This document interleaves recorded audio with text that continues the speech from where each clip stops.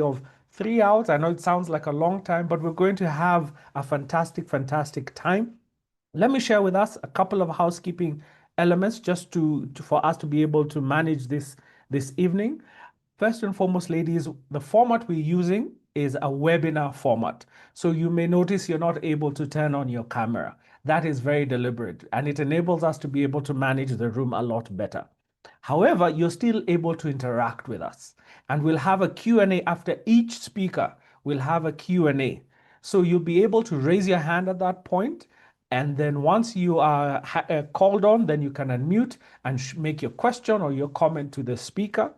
Also, as we go along the journey, you have your chat box where you're currently putting where you're joining us from. Please engage with us there. And don't wait until the Q&A session. Please continue to share in the chat box what your questions are, what your comments are. And we have a team in the back end who will be looking at your questions. If you have an issue you'd like them to raise, for example, I think somebody had talked about sound, they'll be able to check on that and make sure everything is hunky-dory for you.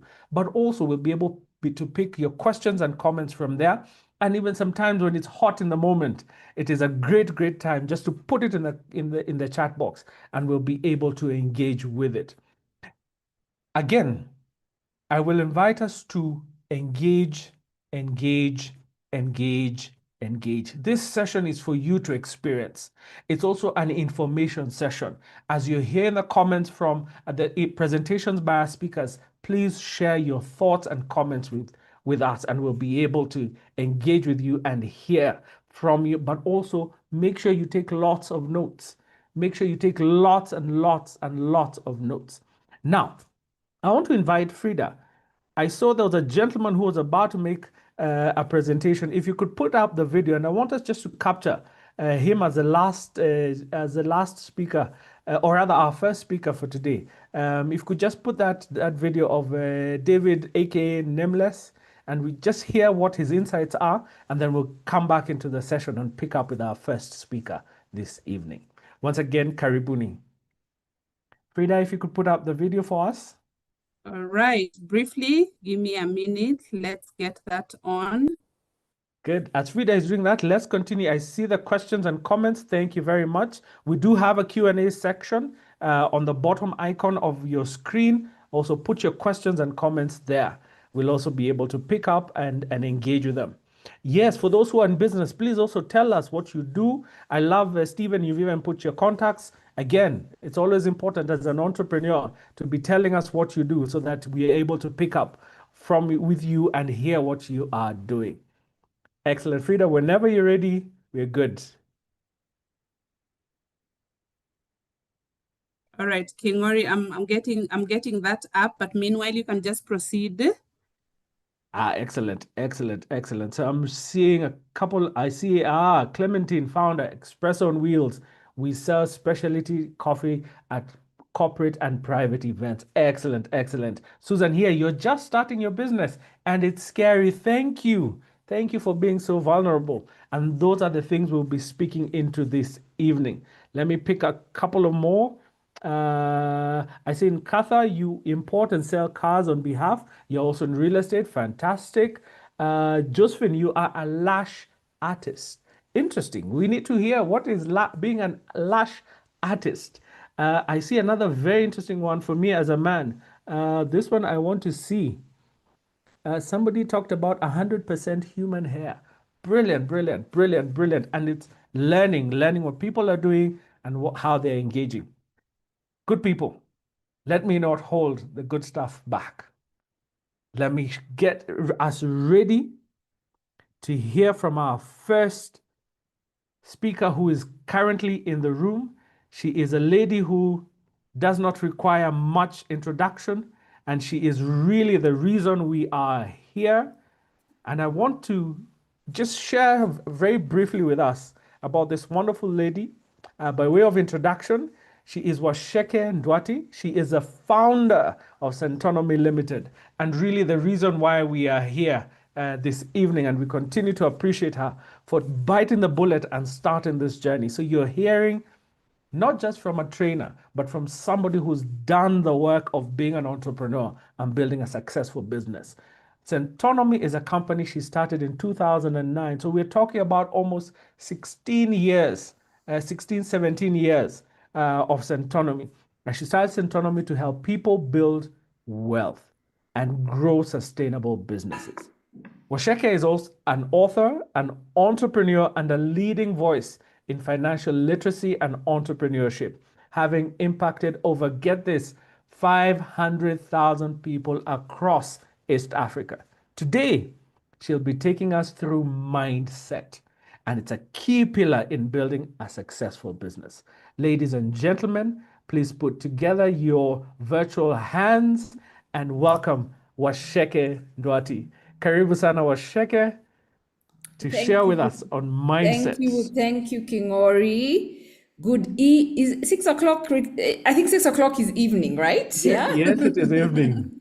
Good evening, everyone. I'm so excited to be here. Kingori, just confirm you can see me and you can hear me properly. I see and hear you. Okay. All right.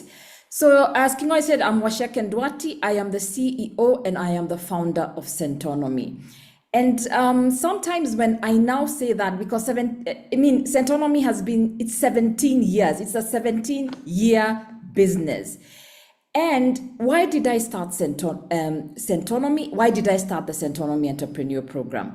First of all, I have a conviction that everybody has been put on earth to create wealth. And we started first doing it through the personal finance class that we run, Centonomy 101. I know some of you have heard of it or even come for the class. But also, we figured that, first of all, I was in a stage where I was running a business and I was like all of you. If I ask you today, guys, just start putting on the chat, why are you here? In this room, you could be watching TV, you could be on TikTok, but you're here with us, you're on YouTube, you could be doing other things with family. Why did you log on to the Centonomy experience? Thank you, Lynn, you want to grow. Yeah, why are you here? Why are you here? Yeah, and I've seen such fantastic businesses. You want to grow. Yeah, you want to learn how not to be everything. Thank you, Evelyn, because I think that's just, if I could just tell you what mindset you need to have in your business, it's that. Do not be everything. And in this short time that I have today, I just want to give you a couple of points, yeah? But that's where I was. And there were certain shifts I had to make along the way. I remember when I first gave people my class to teach at Centonomy, some of the trainers that you even see right here, I was so scared. And I know a lot of you, that's what you face, fear of letting go. But at the same time, you have to manage cash flows. Same time, you have to manage suppliers. Same time, you have to manage people. So sometimes as entrepreneurs, don't we feel so stretched? And it's like you want to go somewhere, but there keeps being things in your way. So today, I just want to share, and they're not coming from theory. Centonomy has worked with over 30,000 people, yeah? But I want to encourage all of you here in business today and tell you one thing. I don't see creatives. I don't just see people in the nail business. I don't see people in products. I don't see suppliers. I've seen the type of businesses that are here. I see the builders of Africa in this room, and that is why I'm here. So let us, first of all, the first mindset shift is get your identity correct. You are a builder of Africa. Yeah, you're not just dealing with stationary items. You are going to figure out how that stationary and items becomes a business that actually starts to grow, starts to give you freedom, starts to actually achieve impact. So allow me to just share my screen. Continue telling me how you want marketing your services. Thank you. Yeah, continue saying what you actually want to achieve at the end of the day. So let me go back up, yeah?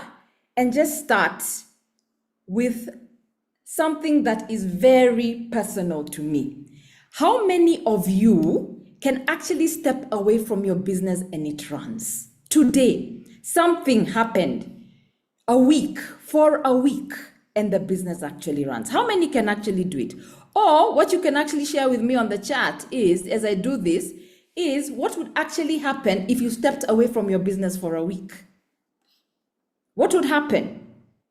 Just think about it. What would actually happen? Start naming everything that would happen if you stepped away from your business. I want to see some messages. I want to see some messages telling me the truth. What would happen? Yeah? It would die, no business without me. There would be no movement. If I step away, it would stall, etc. Now, just take this down 10 years down the line. What does this look like? If this is still, people would wait for you to come back, call every now and then. Let's project it 5 years from now. Tell me, let's be personal to you, Fatma, William, Mercy, Lorraine, everybody. What is happening to you as an entrepreneur because of this? Tell me, what is happening to you? To you. Yeah? What is happening? Burnout, fatigue, frustration.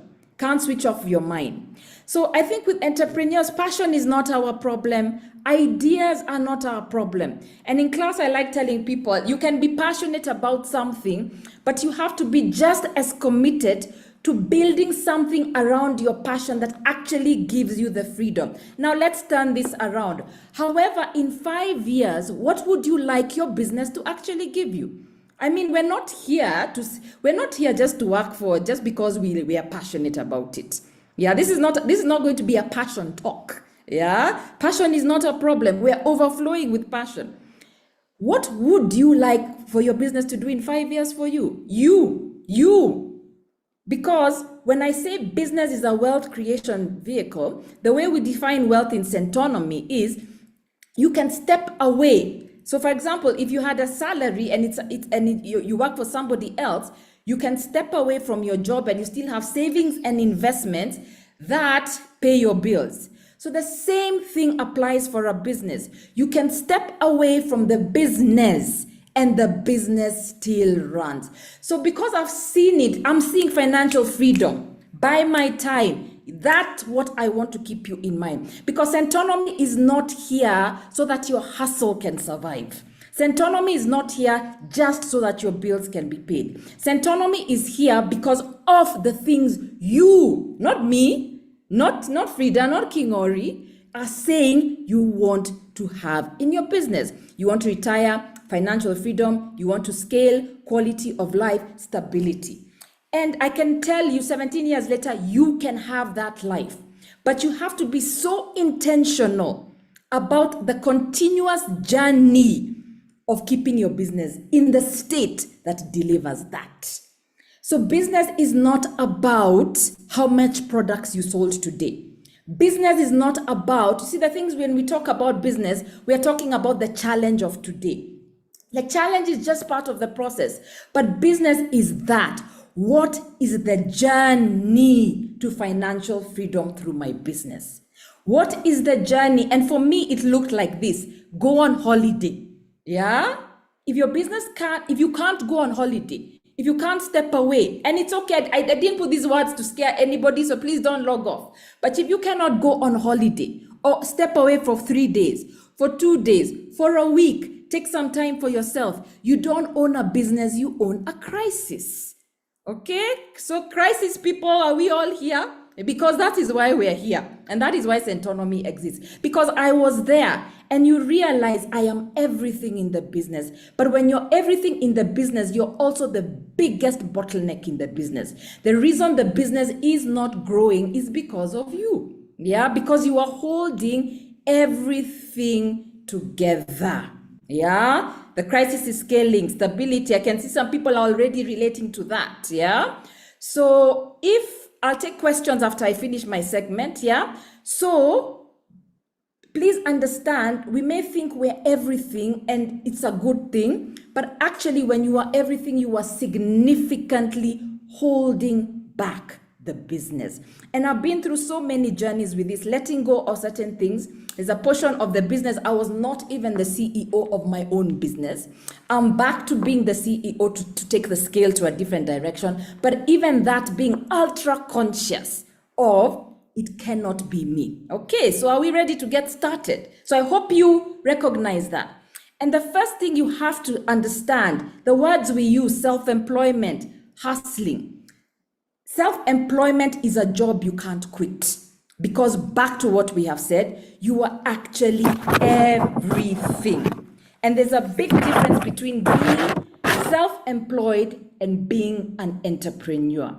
So think about it like a house, and we like using this example, yeah? Think about it like a house. When you have a house and you live inside the house, fine, the house is yours, but you do not get any money from the house because you live inside the house. So we teach this at Centonomy. The house is not actually an asset because an asset has to earn you money. So you need to move out of the house and get a tenant in to pay rent. Are we together with that concept? Now I want you to think about your business as the house. When you are self-employed, you have done the hard work. Self-employment is the hardest job in the world. You have done the hard work, but you have moved into the house.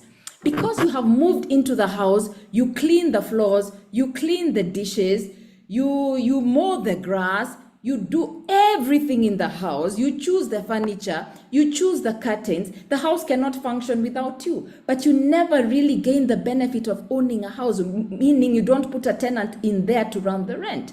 And this is not about today's mindset. Some of you are 3 years in business, some of you are 10, 7 years, some of you are starting today. But if you can start thinking of your business from day 1 like this, or day 10, or day 365, you are going to be miles ahead. Yeah? Entrepreneurship is different.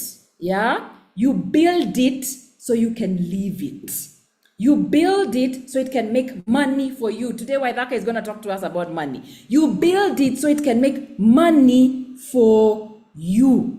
Not money for everybody else, and then you don't get paid. Sometimes entrepreneurs are working so hard, but they're the least paid. They're paying employees, they're paying suppliers, but they're not paying themselves. So how do you build it so that you can leave it, so that you can have time, so that you can have scale? Because scale requires something before money. It requires time. Growing a business requires something before money. It requires time so that you can think, so that you are doing the right things that actually get your business to actually grow and give you financial freedom. So are we together? Entrepreneurship is what you build to live. Before I get away from these slides, I think we have to be on the same page, because this is what Centonomy believes in. We believe in wealth creation. We don't believe in just running a business. And there were some examples of, for some of you who watched the story of David. He moved from nothing to 20 million to 65 million. We believe that's what business should be, and that's what we actually see in your business. So when you are everything, because a lot of people were saying they are everything, but it's a trap. Being everything is such a trap. Yeah. So before Centonomy, I had a business doing stock brokerage. Yeah, I was everything. I'm who the clients called. Decisions ran through me, problems ended up on my desk. I was the answer to every question, and it looked like commitment. What a lot of us in today's room, this room, are facing is, we are like, but I'm committed to my business. And that is why I do everything. I wake up and I open the shop at 6 o'clock in the morning every day, and you're committed. And you know, us Kenyans, don't we like being busy? How are you today? Busy. Okay? The busier you are, the less successful you're going to be. Yeah? I was speaking to a friend of mine, and he said that when he grows up, he wants a shower in his office. Me, I told him, when I grow up, I want no office. Yeah? So growing up is having no office. Yeah? Not starting to make your office more exotic so that you can sit there. So we've got to, ladies and gentlemen, can we step away from thinking that if it's not me, the business cannot run? So you guys have fantastic She Wheels, a service that helps women buy, drive, and manage cars. Okay? I just want you, Annette, it is a beautiful business, yeah? To start thinking of, what does it take for She Wheels to run without me? And I just today, and when you come for the Centonomy Entrepreneur class, we'll give you this in small steps. But today, remember, my section is mindset. My section is leaving your mind spinning so that you cannot run away from this approach in your business. So tomorrow, if you're the person who opens the shop, I want you to start thinking, how else can this be done?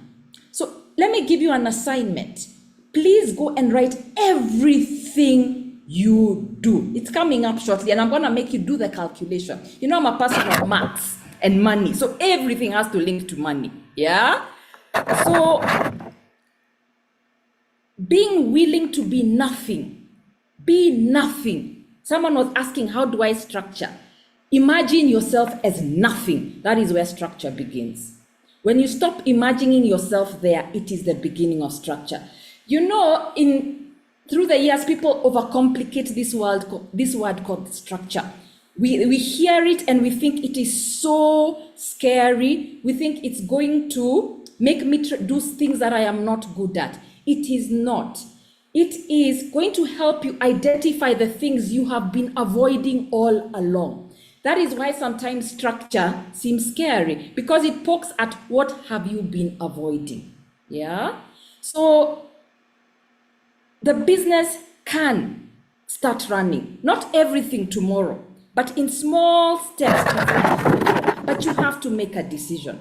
In 2009, because of the experience of my first business, when I started Centonomy, 2009, I wrote this in my journal.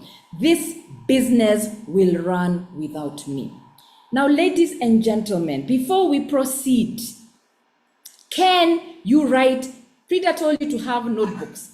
Can we write it down? Please, because I wrote that down and the business ran without me.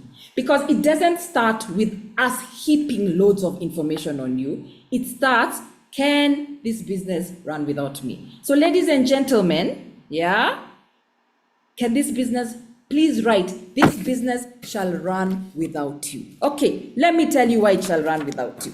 Yeah, in my final minutes, yeah. You are working, but who are you working for? Whose employee are you? Yeah. So let's take the activities that actually give you value. Okay.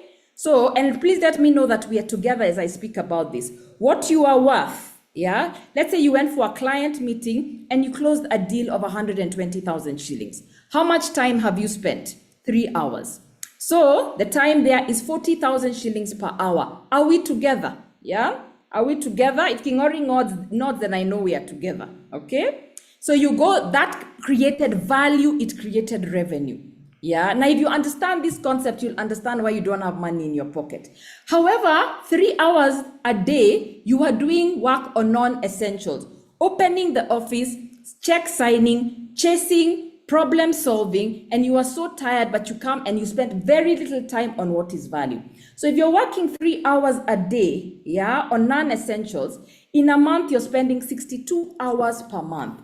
Can you see how much money you are wasting per month? So you would be generating 2.64 million shillings, yeah, 2.6 million shillings, yeah, if those hours were put towards productivity, because we have already proved. What proof do we need that you can generate 40,000 shillings per hour? We have already proved you can generate the revenue. So, but instead you're spending time on non-essentials, which is costing you 2.6 million shillings a month. Now, I want you to do this for your own business. How much hours when you're actually making money? How many hours when you're not making money? What do you actually get out of it? Now, if you understand this, you'll change your mind completely, because this is the evidence. You are an expensive person in your business doing the cheapest labor. And I hope that can stop today. Are we together? Yeah. So this is the calculation you need to take home. Take a screenshot or whatever you do and say, how many hours am I spending? But if I spent those hours on productive work, this is what it would actually generate per hour. So the word is structure. Structure gives you the freedom to be able to spend effort on the things that will actually generate value for your business. And at the same time, you can go on your holiday. The business will run, the salary will be banked. Okay. So, in a nutshell, yeah, remember, because people have a lot of fear, but if I involve people's structures, people will steal my idea. The business is just the vehicle. The calling and what you have is always going to be yours. And the calling that you are telling me you want today is not just about making expenses, meeting expenses, it's growth, it's time, it's freedom. So the business is the vehicle that can actually give you that. So mindset is all about starting to treat the business as a vehicle that achieves the things you want it to achieve for you and then some, rather than thinking the business and you are one and the same. Yeah. So the Centonomy Entrepreneur Program is your handover. It is your handover from what you described in the beginning. Because in the beginning, you're saying, I'm doing everything. I don't know how to market. I don't want to grow. But then you're actually defining in 5 years, I want freedom. I want time. I want scale. I want to grow. So the Centonomy Entrepreneur, which you'll hear about later, is actually the handover. I have done this with the same resources that you started with. Yeah. And it's really about believing in yourself and starting one step at a time. So another piece of homework, what do you start doing? What do you actually stop doing? And let's together build businesses that actually work beyond the owner and work beneath the founder, and you can go on holiday and enjoy your life. My time is up, but I know I'll take some questions. Kingori, thank you very much. Ladies and gentlemen, thank you very much for listening to me. Yes. Wow. Some virtual celebration. Thank you so much, Waceke. Good people, as I mentioned to you, you're in for a treat to hear the thoughts, the words shared by Waceke, our founder, but also an entrepreneur in whose vision you're actually living. So she's speaking about what she has done. So I see a couple of questions, so I will pick one or two, Waceke, and share them with you. Let me encourage us, guys. Thank you so much for the great feedback on the chat. We also have a Q&A section, so please put your questions in there. Now, we have a question from Anonymous, and she's saying, curiously, how would an artist, and I'd want to add, how would a professional where you are the business be able to separate themselves from the business so that the business continues to run without them? All right. You are a trainer, so the training would not happen with you. How did you transition to creating Centonomy? So I think, first of all, I think you're an artist, and sometimes what we do is we define the business as the skill, okay? For example, you can be an artist, but running a business around being an artist are two different things, yeah? So I don't know what kind of artist you are, but let's just say even you paint, yeah? But it's not just painting, it's selling the painting, it's dealing with KRA around the painting, it's going to look for the paint. So there's so many activities just to produce. So where you start, I'm not telling you today, give up the painting, yeah? But where you start is make a list of everything that goes on. So maybe you are the artist and you need to create the art. But what about all the other things? Because creating the art brings value. What are all the other things that you spend time on that somebody else can be doing? And remember, ladies and gentlemen, in this day and age, we don't have to be about full-time people. It can be contract people, it can be AI. There are so many formulas to this these days, yeah? So start saying who else can do it, then I concentrate on what actually creates value. Now, what I'd encourage you to think, I was the trainer. So one push we do in Centonomy is we push brand, yeah? Can you make the brand of the art bigger than you personally? Because you can be the artist today, but if the brand of the art, becomes bigger than you, one day, whether it's you painting or not, that art can sell under the same brand. So we first work with tasks, and then we transition to brand. Centonomy's brand is bigger than me and any one person. Yeah. And you want to do that in your business because people come and go. Yeah. But the brand and the company of Centonomy has stood the test of time, that the brand stands. Please make a brand that is bigger than you. A brand, and then, in a class, that's a whole class, but make the brand speak bigger than you. Yeah. Excellent. Thank you, Waceke. And I hear you saying it's so important to appreciate there's the artist, you, and then there's the artist that is the business. Yes. And you need to structure the business, which is part of what we take you. And I saw somebody talk about structuring. Part of structuring is to be able, like you've said, to create a brand. That brand has elements within it, and people are able to plug into those, and they grow. And importantly, I think one of the key things around mindset is seeing the business as being bigger than you, the individual.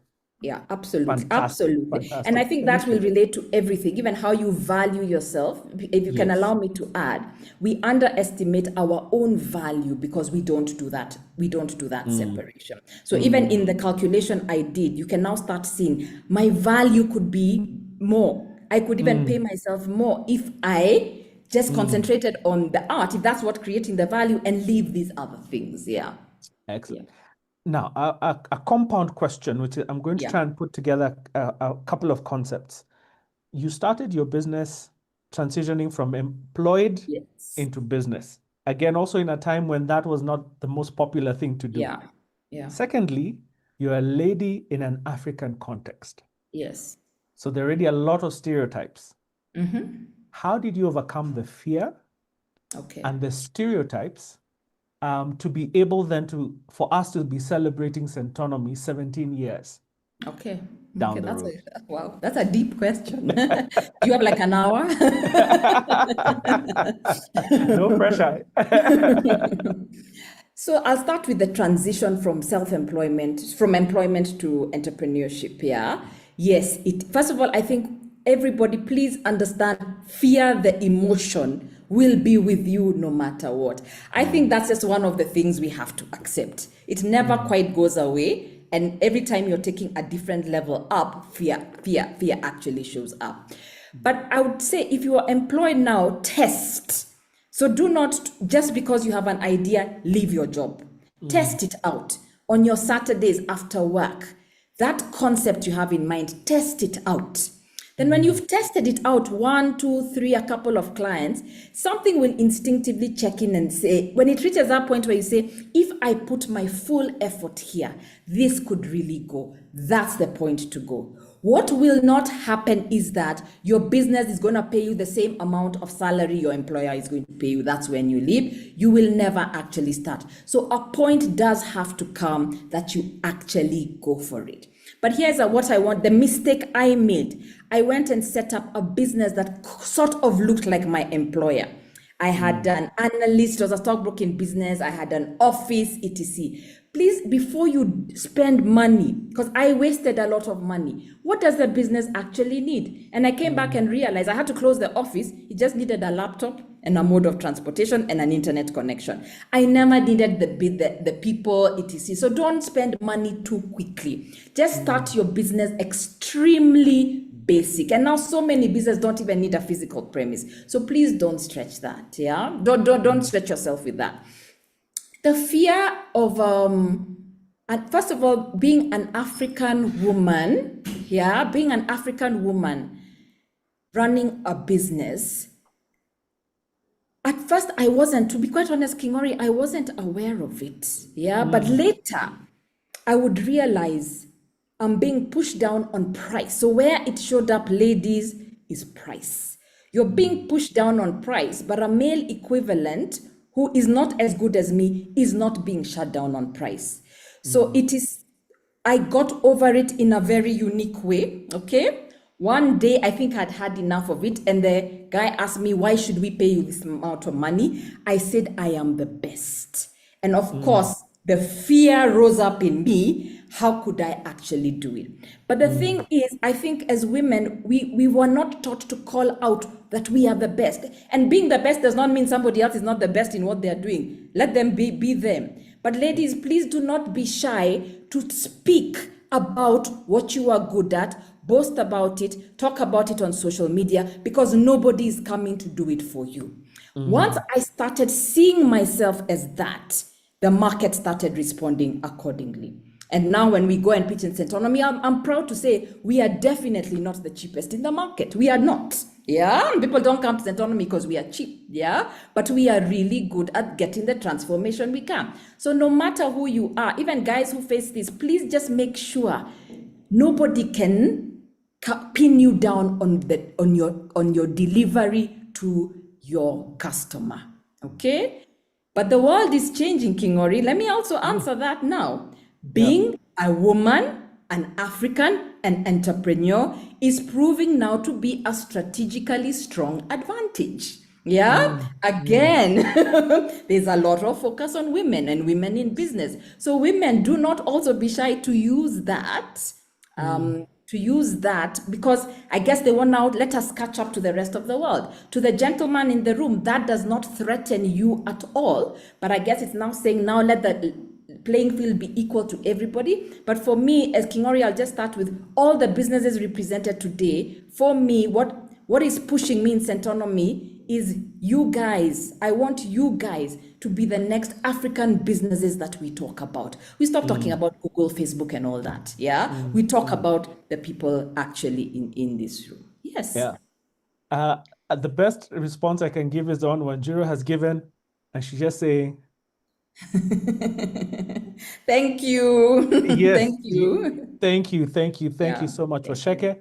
Ladies and gentlemen, And this just is before, what, sorry, King Ori, just to go cut for it, short, go for a it. lot of people are asking questions that, and I'll go back to what I'm saying, Centonomy entrepreneur is the handover. How we actually do it. We don't have enough time today because I think we take you through a rite of passage in your business so it can get from that frustration you are actually feeling to actually the freedom you want your business to actually do. And beyond Centonomy, I have gone for various classes, and one thing I've learned is entrepreneurs keep learning. Don't avoid the learning. Go back to the number I showed you and say, ask yourself, what does it cost me to keep doing things the same way? What is the opportunity cost? Thank you very much. Those are my parting Thank you. shots. Yeah. Thank you so much, Waceke. Much Yeah. appreciated. Wanjiro, this is what we're adopting for the rest Yeah, of thank this you. And to all experience. everybody back. Yes. And ladies and gentlemen, as we began, mindset is a critical conversation that we have. And the whole conversation around fear, and I see lots of questions in the Q&A, and we'll be picking them as we go along. Let me encourage you, our speakers will still be in the room. They will be engaging with those questions in the chat and also in the Q&A section. So keep engaging, and we'll be also picking them up as we go along with our other speakers. Fear, mindset. The program takes you through that journey. And as Waceke has said, it takes you from a place where we begin to ask you, why do you think about business? And appreciating the context that you're in. It could be that transition where you're employed and you want to transition into business. It could be that in a social context, you are doing the thing that is uncommon, the thing that is fearful. But we get you to appreciate what's your value proposition. What is this business? What is that motivator that will get you to move from a place of fear and backing down? And here's the thing, ladies and gentlemen, as an SME, when you walk into a big corporate, they're going to push back, and they're going to push back hard. So how do you say, look, I am confident in what I am doing? How do you let your employees take over and own the space, but still be able to carry the business and to build a brand?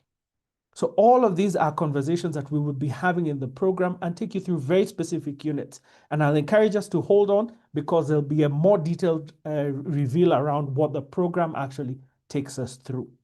With that, ladies and gentlemen, I want to introduce our second speaker. He's a gentleman who requires, like Waceke, very, very little introduction. I usually joke with him that he looks like me, not the other way around. He looks like me because I have the privilege of having known him for quite some time, and I know that I was born before him. This gentleman is Waithaka Gatumia.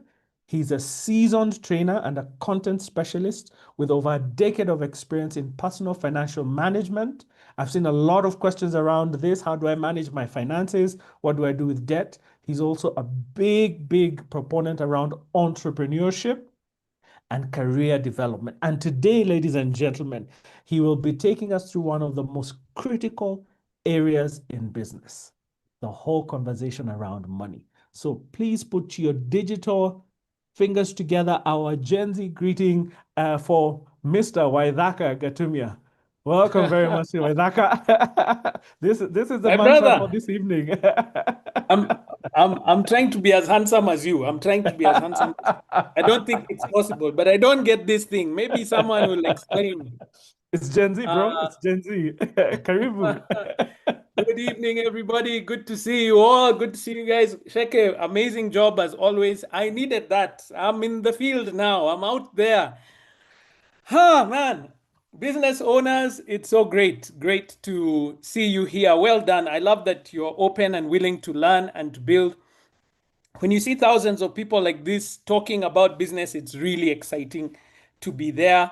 And hopefully in the next couple of minutes, we'll learn something that I wish I knew like 15, 20 years ago. If I knew, maybe I might not be here. So maybe, you know, sometimes you go through the process, friends.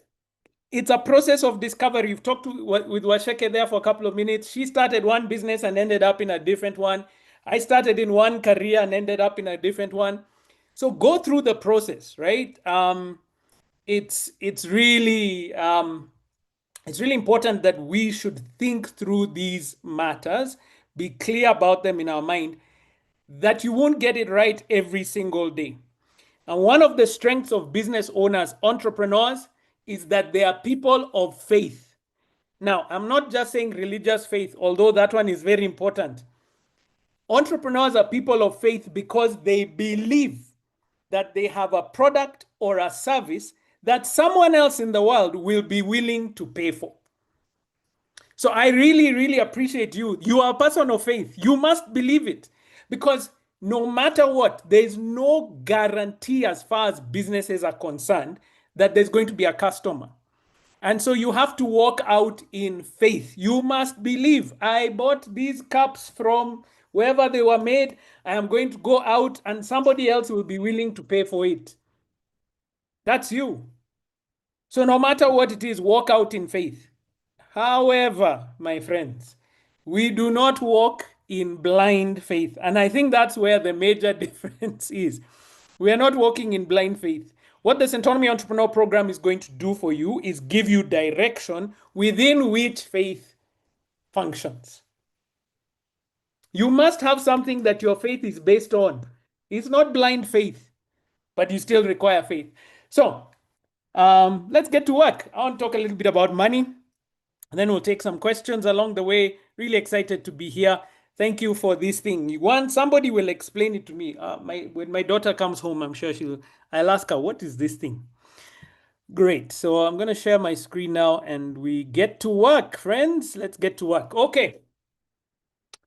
Very good. Just confirming that I have the right. Yes, that is correct. Now I just need to get my screen correct. We are good to go. So I want you to view business, my friends, through three lenses. Three lenses. This will kind of give you a holistic view of your business, not just a narrow view. Because when you're looking through one of the lenses, you might miss out on some of the things that are happening on the periphery that matter a lot to the success of your business. And these are the three lenses that we're going to work on. So, lens number one, and every time I'm starting my class in the Centonomy Entrepreneur Program, it's a class I love to talk about. It's how do I make money from my business? That's my class, because I had to learn it before I came and taught it to someone else. I always thought, hey, give me a thumbs up if this is you in the chat box.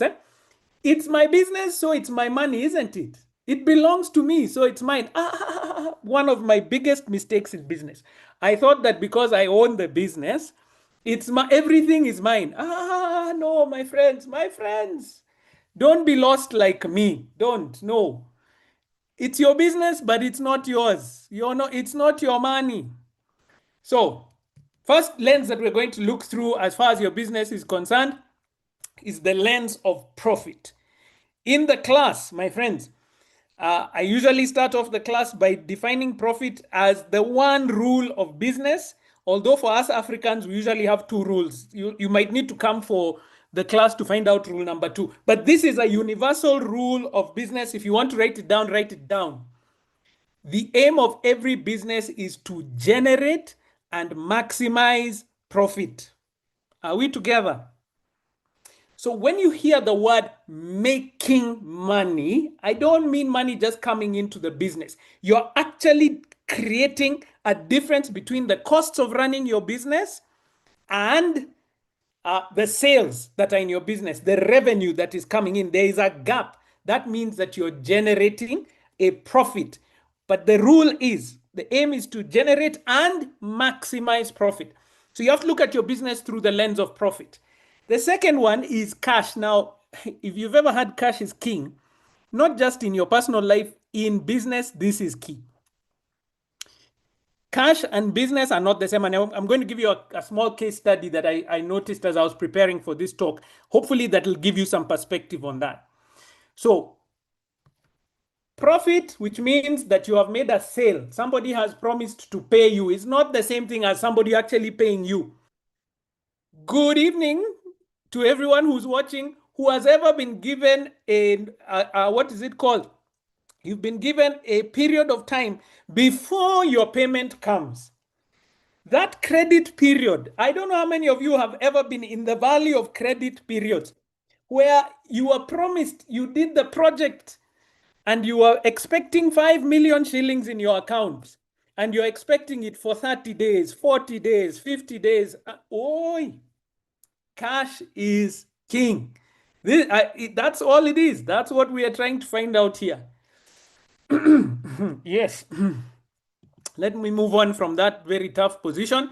And the last one is the idea of CapEx. Are we building for the future? So one more time, the three areas that we're focusing, all three must work together. Profit, cash, CapEx. That's what we're looking at. And hopefully you're going to build out of this so that we're able to grow. If we don't pay attention to this, business can be very tough. So let's start off at number one, just so that we understand where we are. Profit. We really just have to understand this. Aim of every business is generate and maximize profit. Revenue minus all expenses of running that business in a month or in a time period. And I always give an example just so that we can be able to grow. I have an assistant this evening, which is so exciting to me. Diana Mbithe. I think I saw, Diana, that you are a baker. And I can see your business here on my screen. Diana, are you willing to speak? If you can't, just click on the unmute button so that you tell us about your business. Diana, I'm giving you a moment to do that. Diana Mbithe, are you there? Just click unmute so that we can have a chat. I also wanted to give you an experience of what it's like in the class, because in the class, it's not like the webinar. In the class, you're able to speak, interrupt. We have discussion, heated discussions along the way where you're able to engage. I hope Diana is still with us. Diana Mbitha, if you're there, I believe you're the baker.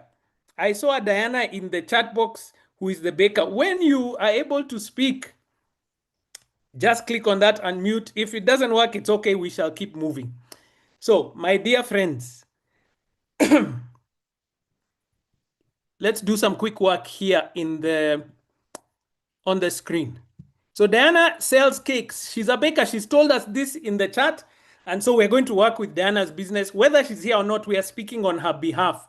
Now I've lost myself here. Let me just get myself back on the screen. Then I can ensure that I'm giving you the correct energy for this. There we go.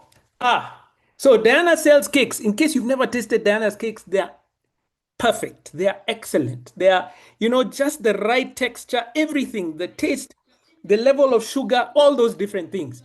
So her friend told her, you guys, you need to sell. Diana, you're there now. You've unmuted. Hi. Hi. How are you doing? I'm fine, thank you. You need to speak louder or increase the volume on your mic. There's something happening there. Thank you. I'm fine, thank you. Can get me? Am I right that you sell the best cakes? Yeah, sure. You can try them out soon and tell the rest how they are. Okay, very good. So Diana, I'm trying to tell people about your business. It's here on the screen. Diana sells her cakes for 1,000 shillings, okay? One cake for 1,000 shillings. I'm going to mute you because there's a bit of an echo behind you, Diana, but thank you for confirming you're in the room. There we go. So one cake at 1,000 shillings. If she sells one cake, my friends, she brings into the business 1,000 shillings of what? What do you call that 1,000 shillings after she has sold? In the chat box, very quickly. That money that she has made when she sells, what do we call it? It's even written on the screen. People have gotten it. Well done. That is called revenue. Revenue is money from sales. You see, now, friends, let me just explain. Why do I go to this level of explaining in business? Because even in the chat box, just read the answers. I won't call anybody out. But in the chat box, somebody wrote, I won't say who it is, that money is called profit. You see where we are having a problem. No. That's not profit. That we call revenue. Revenue is cash that comes into the business from sales. So she has sold one cake, then she makes revenue of how much? 1,000 bob. Okay? Now, obviously that cake, now this is what I needed help. Diana, what do you usually put in your cakes? Just unmute and tell us, what are the ingredients and things that go into your cake? Eggs, sugar, Eggs, sugar, flour, sugar, milk, milk, essence. essence, anything else? Now maybe for the decoration, but for the baking, and baking powder. There's no butter, baking powder. Hey, even Diana. Oh, so I forgot butter. I've mentioned baking powder and butter. Okay. Yes. So those things cost money. Thank you so much, Diana. So when she sells a cake, there was money that had to be used in order for that cake to be produced. That's what we call the cost of goods, or the direct cost in a more simple way. And that's, let's say, Diana, it costs her 500 shillings per cake. Now, my friends, there's obviously a difference between, listen, let's go together. There's a difference between the 1,000 revenue and the cost of goods of 500. And the difference is 1,000 minus 500 is 500. That new 500, the difference between the revenue and the cost of goods, what do we call that? In the chat box. Again, my friends, this is why I keep going back to this, because now it's even split even more. All of us business owners, hello business owners, business. If you're in business and your answer to me right now was profit, please sign up immediately for the Centonomy Entrepreneur Program. Sign now, because you're on the wrong path. My friends, it is not profit. My friends, I've even seen net income. Woi. It is not even close to net income. I'm trying to see what other wondrous answers I have seen. Amazing, wondrous answers that will send you in the path that I was going down. You see, I can answer like this because I was there, my friends. Woi. Net profit, no. Expenses, no. Income, no. Woi. Now you understand why I'm doing this. To all those who got this, thank you that the message is getting out. We are getting there. We are beginning to understand. This is not profit. It's not income. We call this gross profit or gross income or gross margin. Gross. Why do we call it gross, my friends? We call it gross because there are some expenses that Diana did not put in this cake. She can't fit the expenses into this cake, one cake. Which are those expenses that she cannot fit into one cake? They don't fit. There are some expenses in her business that don't fit in this cake. They're called operational expenses. Well done. Who was that who answered the meet? Vanessa, well done. They're called operational expenses, OPEX. Things like labor, things like time, things like what else? Rent. Thank you for putting rent. Hey, Diana, where are you? We need to talk. Diana, where do you bake from? I bake in Utawala. Yes. Is it from home or do you have a shop? What do you do? I have a shop in Utawala, Benedicta. Okay. Thank you, Diana. That shop you must pay rent, isn't it? Yes. Thank you very much. Now, my friends, in the chat box, hello, to all the wonderful people who say, I work from home, like Waithaka here. I'm in my house. I work from home. Therefore, I have no rent costs. Are you there? Good evening. I don't pay rent. No, I don't. My friends, is your home free? Is your home free? Is it? So even if you're working from home, there is a cost for the space in which you work. Even if you're just posting on Facebook, oh, I don't have advertising costs. How did you access Facebook? Using what? Using a phone? Using internet?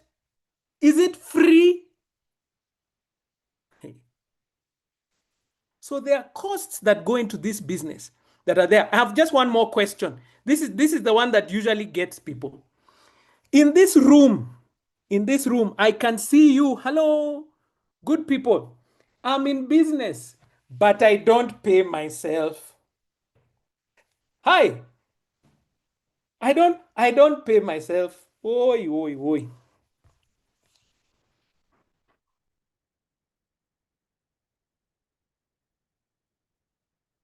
So to all the people who say I don't pay myself, and therefore I'm not a cost to my business, let me just speak to you for a little bit. If you go to a company, any kind of company that's out there, which title usually carries the most money? Which title, my friends? Which title carries the most money? CEO. Good. So the CEO of Safaricom, does he sell airtime?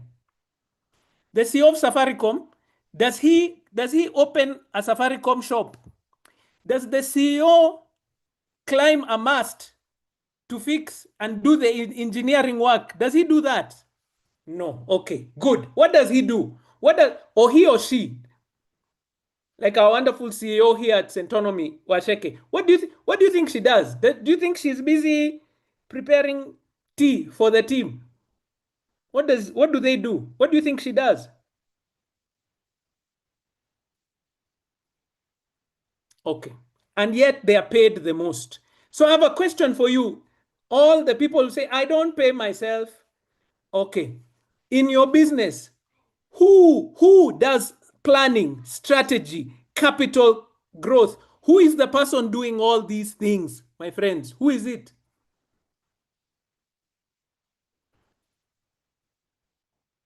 Who is it in your business who is doing these things?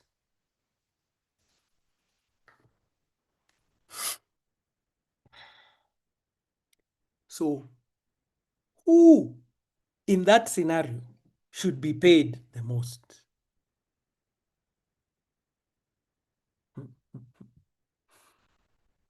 So, let's have a look at what that means for you. Let's look at what it means. Diana, this is your business here. Oops, what have I done? Not that. What did I do? Oh no, I pressed something and it disappeared. What? Ah, there we go. Ah, wonderful. Sometimes you press a button and then it disappears. So let's go slowly, slowly, slowly. So we've said rent, whether you're working from home or not, there's a cost. Don't put zero. Utilities, there's a cost. Wherever you're working from, you use electricity, you use water, use security, use cleanings. Anyway, transport, whether you're moving around or not, there's a transport cost. Don't you go to the bank? Don't you go meet clients? Marketing, there's a cost. It's not zero. And then for Diana's work, everything she does in that business, there is a cost. You write this down in case you didn't know. You are a cost to your business, and your business should pay you for the value that you bring.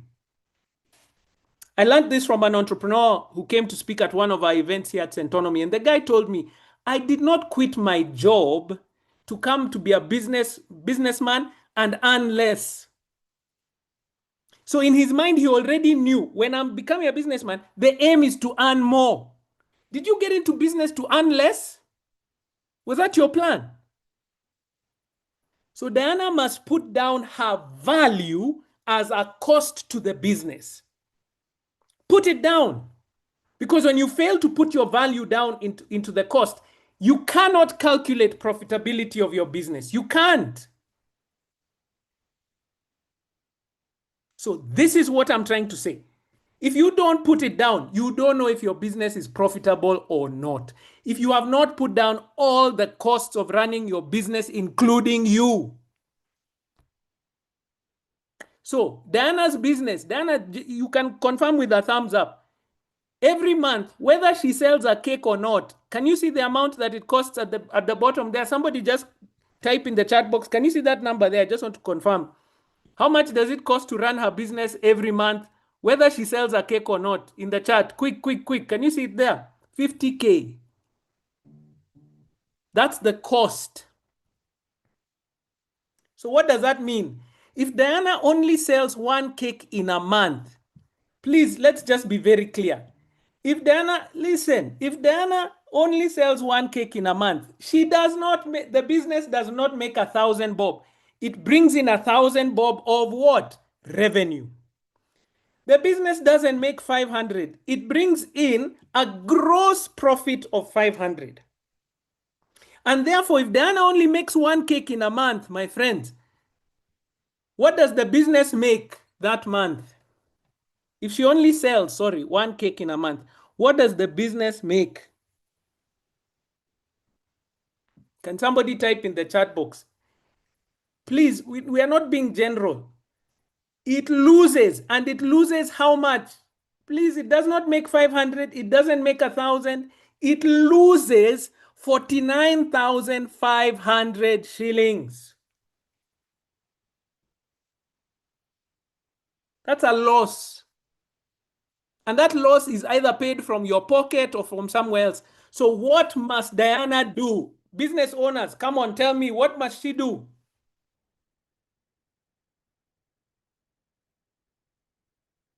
What does Diana need to do? Increase sales to how many? Increase to how much?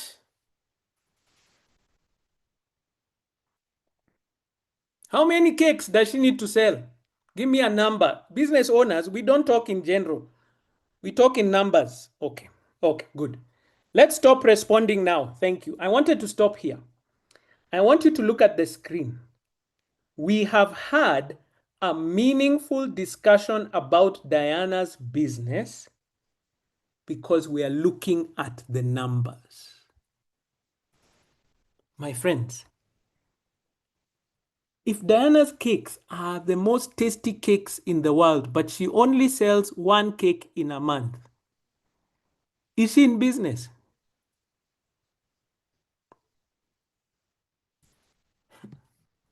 In fact, if Diana sells 10 of the best cakes in the world, look at the screen with 10 best cakes, because people were telling me she should sell 50 cakes. I'm coming to you. At 10 cakes, is she in business? No. I can see all the people who said 50 because they said, look, the cost of running this business is 50. No problem. Let's sell 50 cakes. Look at the screen. Look at the screen. At 50 cakes, she brings in revenue of 50,000 because it's 1,000 per cake. But those cakes did not come for free. There was a cost to those cakes, 25,000.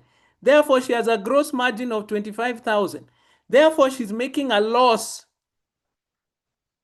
of 25,000. Now look at the people shouting at me, hi, Susan. Oh, she should sell at least 100 cakes. Let's go there. 100 cakes.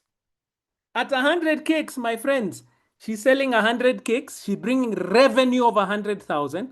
The cost of goods, 50,000. Gross margin, 50,000. Profit or loss, look at the bottom down there. At 100 cakes, has the business made anything?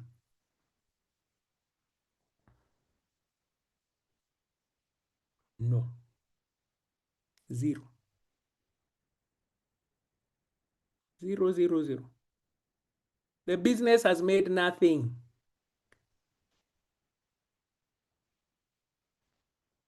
So, my friends, I have a quick question for you as I am trying to close this up. How much did Diana make this month? Did you hear my question?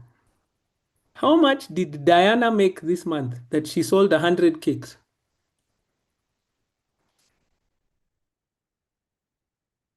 Thank you, Jerry. Diana, look, Diana is there. Diana is there.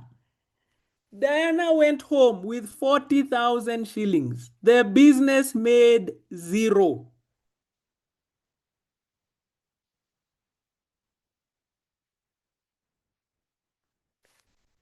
We'll talk more about this in the class. This is what we call the break-even point of a business. What did we say, friends, is the first rule of business? Rule number one, the only rule. I'm just trying to see if anyone got it in the chat box. Write it the way I'm saying it. The aim of every business is to generate and maximize profit.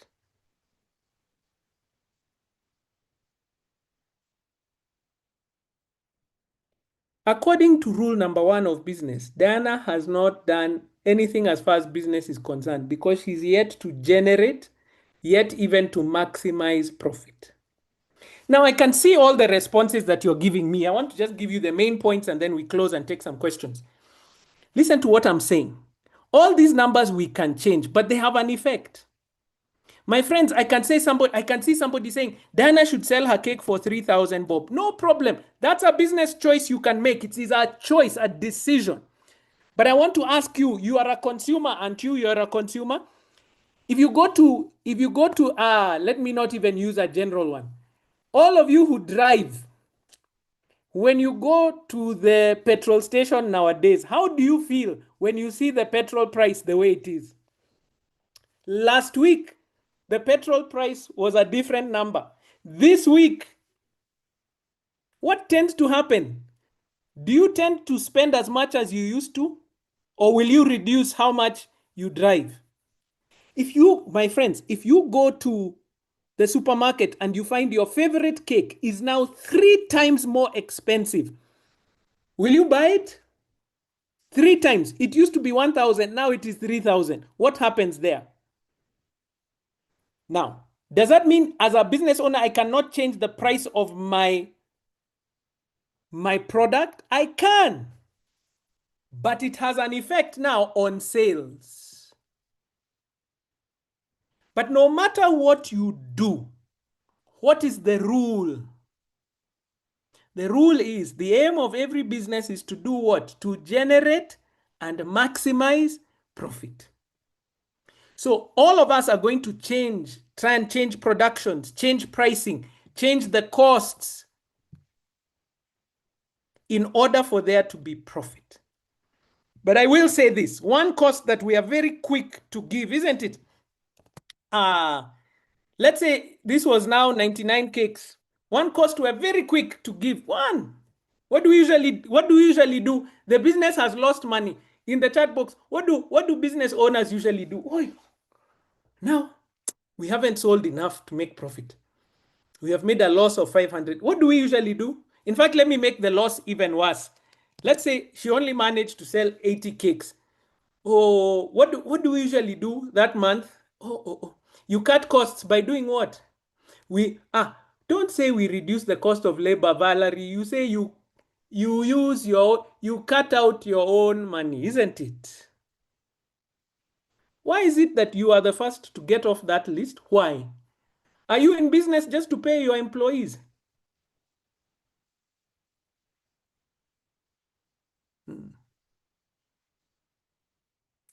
We need to have a real discussion, my friends.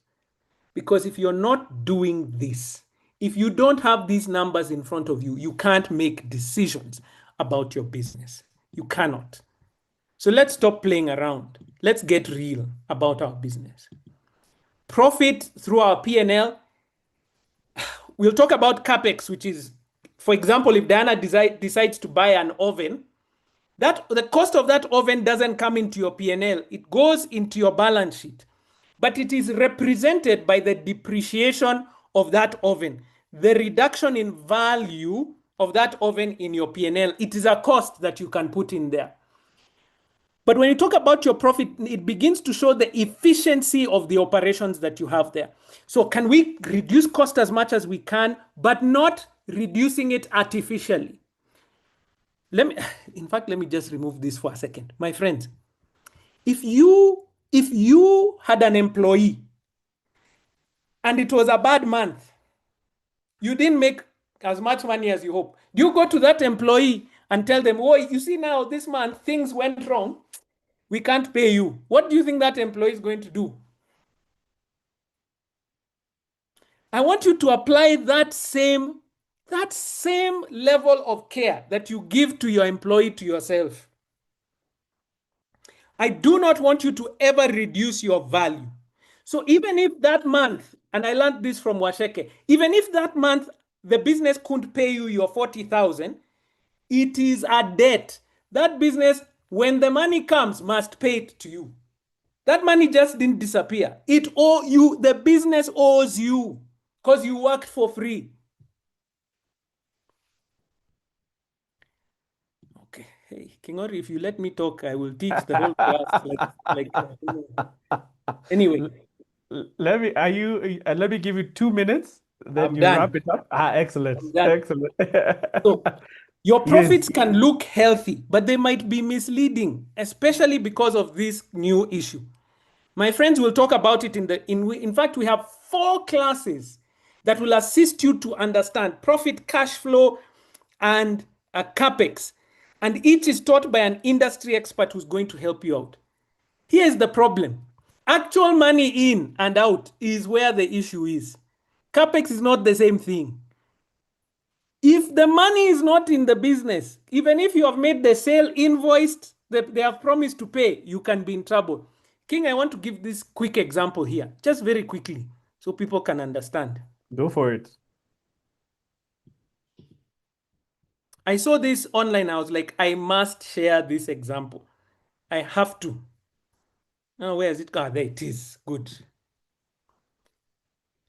So here's how much money I made last month. I'm not talking about money that came into our account. I'm talking about money that we made. So if we had a $5,000 project and $4,000 is project money, the amount of money we've made is $1,000. So that's the amount of money I will count. In the month of March, we generated 752,220 shillings, which is about 5,900 US dollars. Of this, we were able to receive 289,020 shillings, and 463,200 sits in accounts receivable, which is money that we've already invoiced for that we're yet to receive. We're also able to collect 312,011 shillings from previous accounts receivable, money that we were owed previously that we were able to collect. So our total collection for the month of March was 601,036 shillings, which represents about 4,700 US dollars. Of this, we spent 264,000 in recurrent expenditure. This is salaries, retainers, and also subscriptions that we've got. We settled 240,000 shillings in pending bills that we had previously, and then I was able to spend 150,000 shillings to settle a personal loan I'd taken last month in order to make sure that we met our obligations that month. We spent 130,000 shillings on consultancy fees. The bulk of this went to the development of Acquisition OS and the things around that, really. So our total monthly expenditure for March was 784,000 shillings, which is about $6,200, against our collection of 601,036 shillings, which meant we ended the month at minus 182,964 shillings. I was able to collect loans from close friends of 250,000 shillings, which is close to $2,000, to make up the variance for that past month. Currently, our accounts receivable, which is money that we owed, is 2,192,000 shillings, which is about 17,400 US dollars. And our accounts payable, which is money that we owe people, sits at 170,664 shillings, which is $3,700 thereabout. Our balance sheet is quite healthy. We made money, but I've ended my month broke, and You can make money and end the month broke. Cash flow matters. And so we're going to work on your cash flow as we get through. We'll also talk about capex, because you have to think about capex in terms of long-term assets, that the equipment, the technology, the expansion that you want to do, and it drives your future income. But remember, it requires cash today. So you have to manage that cash flow even as you go. I don't want you to fall into the trap that many of us fall into, where you're profitable but no cash. Did you see that example from one of us as an entrepreneur? Heavy investments coming too quickly, slow to collect from customers. One of your things is collect from customers if they owe you. Please don't be overconfident in your P&L. So as a business owner, when you're making the decisions around what you're doing, what drives profit is, will it increase income or reduce costs? So you have to think about it from that perspective. If it's cash, can we afford it now? This will help you to make the decision, so that sometimes you might wait until you can afford it. If it's capex, will it drive growth, efficiency, or is it to maintain the business as it is? Because you also don't want to work backwards. If Diana's oven stops working, she must fix it. Otherwise, she won't sell those 100 cakes every month. Timing matters across the board. So my friends, I want you to think about it like this. Profit is created by the decisions that you make. Cash is king. Profit without cash, life is tough. CapEx is driven by strategy, and winning businesses balance all three. My brother Kengori, I told you, if you let me talk, I will talk forever. No, Guys, no, I thank want you. to see you in class. Don't miss class so we can discuss this as best as we possibly can. No, thank you. Thank you so much, Waithaka. And I have been educated by Warugoro and a couple of other guys. It's two fingers and it's clock it, clock it, clock it. We're clocking it. Thank you as always, Waithaka. Ladies and gentlemen, as you can appreciate, the program is taught to you, is created by an entrepreneur and taught to you by entrepreneurs, people in the business, in the space. And I'm loving the questions that are coming through the chat. Waithaka, there's an important question that has come up, and I want to throw it at you. And I want to compound a question Jacqueline and Nelly have asked. Number one, how do I process paying myself as an entrepreneur? And the addition to that question is this: when my business cannot support me, how do I navigate, especially at the beginning? It's always a challenge. How am I able to pay myself? And then tied to that is a whole question of if I'm in a service business, you're a trainer, how do you price your product? Yes. Yeah. So on the issue of how do I process what I should pay myself, if this is a problem, Kingori, for us as Africans, our problem is we don't know how to value ourselves. King, I have learned that I am valuable. Hey, everybody in the room, please say that about yourself. I am valuable. Valuable. So when I walk into the room, I'm not begging anybody for anything. No. I am valuable. So how do I know my value? Here's one way of doing it. What are people willing to pay me? If I was to go for a job, what kind of job could I get?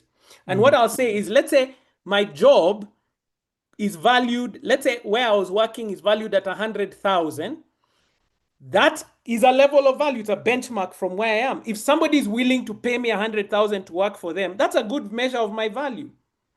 I need to have a measurement to say, this is who I am, and I offer it to the world. And so if I know my value is 100,000 per month, then I can divide that by 160, which is the number of hours I'm generally willing to work. And that means that 100,000 divided by 160 is 625 shillings. 625 shillings per month. Are we together? I mean, per hour. Per hour. There are ways to measure your value, but you're not valueless. So that value must also always show up in your business account. The second one is, my business is not yet able to support me. That's no problem. But that does not mean that you are not putting that value into the business. So if Diana fails to put this 40,000 in the business, let me show you what that looks like very quickly, Kingori. If Diana fails to put this 40,000 in the business, she says, oh, I didn't pay myself. It gives a false profitability. Do you see down there? It tells Diana, oh, this business is making 30,000 a month. It's not. It's still losing. So you put that number in so that it tells the business you have not reached the goal. So even if you're not drawing the money from the business, having the value written down gives the business perspective on profitability. Excellent. Thank you so much, Waithaka. To recap what you said, when you get into business, your business must generate and maximize profit. Rule number one of business. Yes, it must generate and maximize profit. Business money is not your money as an entrepreneur. And we begin to separate these things so that you begin to understand where do you sit. And ladies and gentlemen, these are the conversations we're going to be having as we go through the program. Very quickly, let me just take us through to see what the program looks like. I've seen a lot of conversations in the chat. Waithaka, I know, is still remaining on the call, so please feel free, Waithaka, to get into the Q&A section. There are a couple of questions there that you can be answering. I know the team are also doing the same. I've seen Frida has also been posting around the program. beginning the 3rd of June. We'll take you through a journey. And you have excellent people like Waithaka, and we'll have one other of our trainers also speaking to us. And as Waceke was speaking, mindset. We take you through a whole journey of how do you even process that you have a business? How do you then begin to craft the vision for your business? And then all the conversations around money. You see there, Waithaka has talked about your profit. He's talked about gross profit. He's talked about net profit. He's talked about cash flow. He's talked about balance sheet. He's talked about P&L, income statement, big accounting terms. We get you to a place where as an entrepreneur, we're not planning for you to become an accountant. No, we're not even planning for you to sit and create those accounts. No, we're getting you to a place where you begin to understand where is your money. And we take you through a whole journey around what that looks like. Someone talked about items. We have a whole section where we talk about how do you plan for taxes. An important conversation, especially when we're talking about items in the space that we're in. And so, ladies and gentlemen, as we are getting through this evening, the purpose of today is to give you a taste of what the classes are, to give you an experience around how we learn and the things that are shared. And you can begin to see one of the critical deliverables for us as trainers is that we are practitioners. So it's not a lot of theory, it's very practical and engaging. So we are continuing to build on the wonderful conversations, and we are just about to segue into another very important and interesting conversation, the third element of today. We began with mindset, we've gone into money, and we're just about to segue into the third one. And it's getting more and more interesting. I want to appreciate all 863 of us who are still here. 3 hours seemed like a long time, and actually it is flying because we're having great conversation. I see Frida is putting more and more answers to your questions around how the programs are run. Please go through the chat and we'll also be speaking into them. I saw Diana put in an invite for us to be able to go and visit her. So Diana, if you could also just put where you're at, where you're located at, we will be able to reach out to you. I see our next speaker is ready. He is ready. He has come on. Bonner Stephen Minor is going to be speaking to us on the third component of today, which is marketing. He is an experienced digital marketer with over 13 years experience helping businesses grow their reach and impact through digital platforms, a critical element for any entrepreneur to appreciate. He has worked with leading organizations including UNICEF, Meta, and has been recognized in top 25 men in digital in Kenya. He's also a seasoned trainer here at Centonomy. And today he will be taking us through the whole conversation around marketing. Bwana Stephen, karibu sana, and we clock you in. Thank you. I receive it. Great to see all of you, all 800 of you. Asante sana. Thank you, Kingori. It was such, you can never get tired of listening to Waceke and Waithaka there. I absolutely love the energy, love the insight. Mine is to take you through around digital marketing, let's say more of marketing. So we're going to talk about what exactly do we cover when you talk about marketing in Centonomy, yeah? And it's a wide topic to cover. So, my class, I think it's the only one. I could be wrong, Frida, but it's the only one that lasts 6 hours. Yes, you had that right. My class is 6 hours in Centonomy, where we talk about and that's just digital marketing, not the full marketing. And don't worry, I don't do it nonstop. We have 2 sessions during Centonomy. Anyway, before I start, Stephen Minor, I've been introduced. I absolutely love the training. I've been doing this with the Centonomy team. I think pre-COVID or just before, just around the pandemic time, and it's something I've really enjoyed. I'm always excited to train, always excited to speak to you. One of the things, now I've done many trainings for many organizations, but one of the things that always gets me hyped up about Centonomy is just the amazing creativity and the types of businesses that are usually in my class and in any cohort. And even today, I've read a few and I'm like, I didn't even know that's a business, yeah? Today I had about Lash, I had 100% human hair, I had so many things.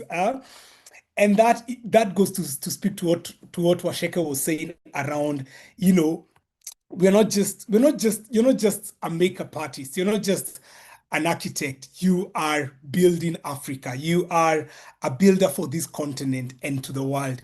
And we at Centonomy, me as a trainer, I am absolutely thrilled to be part of your success journey. And we invite you guys. We invite you. Please come and there's hype and there's the real thing, especially in digital marketing and in marketing in general. And I can tell you for a fact, guys, Centonomy is the real deal, man. It's a real deal. I mean, you've heard Waithaka. Now imagine that over a span of 13 lessons, practically looking at things, practically talking about, what's happening and how to run your business. So if you're on the fence, if you have half the money, please just pay. We will discuss about the balance. I know finance guys are like, what? Anyway, yeah, I'm gonna walk you through what we look at when it comes to marketing in Centonomy classes. Now, marketing is huge, guys. I mean, I just told you, digital marketing class alone is 6 hours. And even in that, we never get time to finish everything. So I was just looking around and seeing what can we discuss in 20 minutes, so trying to compress my 6-hour class. And if you had the marketing class, that's 9 hours into 25 minutes. Thanks a lot, Frida. And I talked about, let's look at scaling your business through strategic marketing. And I'll have a bias towards digital marketing because I'm a digital marketing trainer. So we're looking at how do we move from saying I'm just posting to strategic digital presence that increases your revenue and business impact. Waithaka has told you guys, this is not a hobby. This is not a hobby. Yes, you call it side hustle, you call it whatever. It's not a hobby, guys. In fact, I was once watching Shark Tank many years ago, and one of the judges told somebody, if your only customers are your friends, it's not a business, it's a hobby. Yeah. Because getting money from somebody in this economy to pay for your product or your service is hard. Do not be deceived. It's hard. And we salute you guys. I salute all of you who have taken or who are taking the harder path. One of the things I always love about Centonomy, again, is we have people who are yet to start businesses. So I know some of you are here, and well done. I wish I learned some of these things before I started business. Waithaka has told you the same. Please come. Even if you're like, oh, but I have my 9 to 5. I'm just thinking of this biashara. Please sign up. Sign up because you want to start right. You never want to start, like some of us, and then 5-6 years into the business, you're like, wait, this is not working. Let me retrace my steps and let me start this right. So please sign up. Don't wait to move into full-time business and then now start doing your training. Anyway, I know probably some of you are wondering, wait, Steve, wait. What do you mean you teach 6 hours digital marketing? Where do I need to learn digital marketing? I'm on social media. I am on TikTok. I have my followers on YouTube. Why do I need to learn? And I'm a regular social media user. I'll tell you why. And the long and short of it is, guys, how you post for your own content is totally different from how you position your business online and how you set up your digital footprint. So when it's you posting about, I like running, so I post a lot about my runs here and every now and then. I don't give it much thought. I put a photo, I look at them, and like, this one I was looking nice, I was looking slimmer in this one, I was looking younger in this one, this is the one I'll use, and I post, yeah? Stop laughing. I know some of you do that, yeah? And that's it. And I look for comments, I look for thumbs up, I look, if it's on WhatsApp, I'm trying to look at my status, who saw and did not like, and that's where it ends. And, it's done, and tomorrow I post again. But for your business, it's a totally different ballgame. It's not just posting. And one of the secret traps for digital marketing and business, and one of the frustrations that I've trained, Centonomy and trainings in general, I've trained for over 10 years. And one of the biggest traps for digital marketing that entrepreneurs have is that I'm just gonna wing it because I train on social. I post on my own socials. I'm not gonna pay a digital marketer or an agency. I'm not gonna think about strategy, and that becomes one of the biggest undoing. You know why, guys? Because digital marketing is probably the avenue for marketing for small businesses. If you don't believe me, go tomorrow and ask for a quote for a half spread on the Nation. Or ask how much it is to get your business mentioned on Minor or Kingangi, or how much it is to run a 15-second ad on Citizen before the news. All those figures you'll see, I can tell you for sure, are not SME friendly. I don't know about you, but they're not. And that's why you rarely see SMEs advertising on these platforms because of the cost. Now, our advantage as small business owners, and let me just say business owners, is that we have this tool called digital marketing that gives us, in some cases, more exposure than that 250,000 quota spread on the Daily Nation that you'll buy. So this, in a sense, becomes one of your secret weapons. I'll say this mindset and knowing your books and your finances. I feel like if you have those three, if you know your books and know your numbers, if you have the proper mindset, and if you have good marketing, guys, you're taking off in business. And you can quote me on that, yeah. Anyway, but let's get started. So what do we look at? So it's what I was trying to say. Marketing strategy, the word, one of the things I teach in the class is just the word strategy in itself. I don't know if you knew this, but it's a military term. Comes from a Greek word called strategia. And I share a very nice story of how people use cats to win a battle. Yes, cats, Parker. So please sign up and find out that story. But anyway, that aside, the strategy is not just about posts. It's not just about saying I'm online, but it's a big part of, and that's what I was saying, that's a trap. The trap is I'm online, I spend my time, I don't need to learn about this. But the reality is, this is a core part for your business. Marketing is not a good to have, it's a must have. I mean, I don't know about you, but if there are people who are gifted in business and business ideas, it's Kenyans and Africans, because the opportunities are not there. So we are always thinking, I mean, when you're driving home, when you're in your matatu, when you're in your Uber, one of the things you're thinking as a Kenyan is, how can I pay less taxes? How can I make more money? Yeah. And in a sense, that has sharpened, and people are learned in this country. Yeah. In a sense, that has sharpened people. I say this in Nairobi, if you walk and ask 5 people about a business idea, almost guarantee you 3 of them have a business idea that they're working on. So an idea alone is not a business, yeah? So the reality is, because there's so many of us out there, there's so many business ideas and business ventures, then you have to go a step further, guys. That's just the reality of business. It's what Waceke was trying to say. It's what Waithaka was trying to say. You can't just wing it. And can you go ahead? Can you make it winging it for some time? Yes, the reality is it's true. You can wing it for some time. You can fail to do proper branding for some times, but I'll tell you, it will catch up eventually. One of the things that is very interesting, and I share this in the class, is the story of how you brand yourself. You remember Waceke saying, you need to be bigger than the brand. Yeah, you need to be much bigger than the brand. Sorry, I'm trying to see something here on the chat. Yeah, you need to be bigger. Sorry, you need to be bigger than the brand. You need to go on holiday and the business is still running. One of the things that you realize early on the business is, if your business is tied to you as the business owner, then you have a problem. Because one of the things, we had a friend who was very good in photography. He was doing great. He had branded his business, his name. So I won't name him, but say, for example, Stephen Minor Photography, yeah?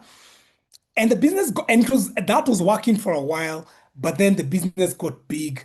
When people ask for a photographer, if I have a business called Stephen Minor Photography and you come to me and I give you someone else to do your wedding shoot, you won't accept that, right? Because you want Steve. He's the business, he's the brand.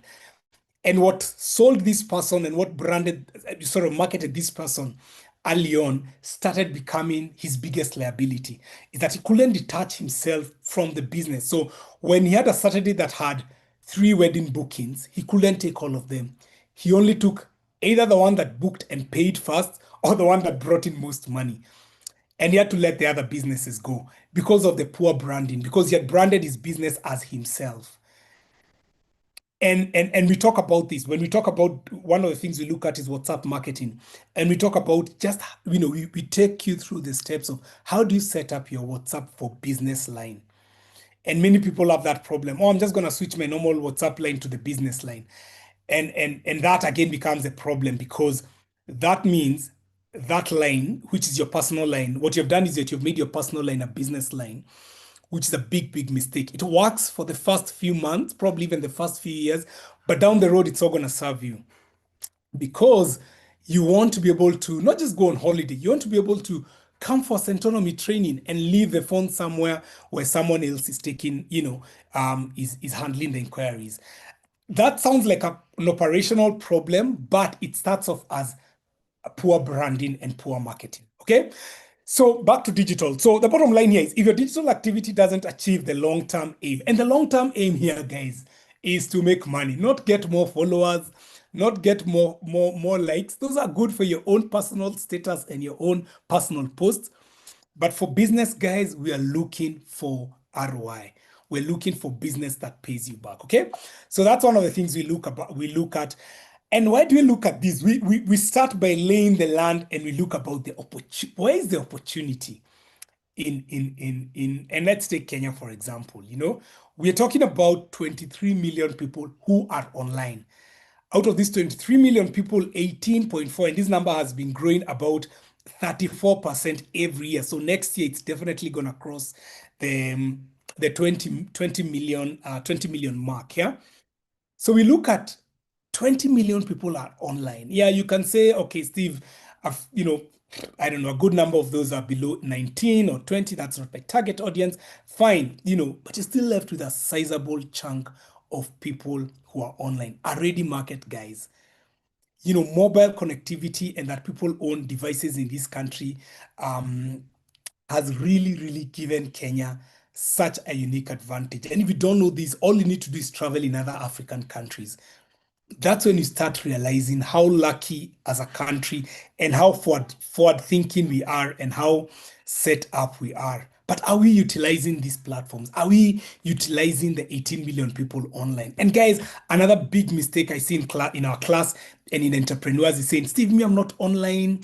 This thing, I'm not gonna, or me, I'm not on TikTok. So me, I won't have my business on TikTok. Guys, that's such a wrong way of thinking, because you position yourself where your opportunity and where your customers are. It's not what you like.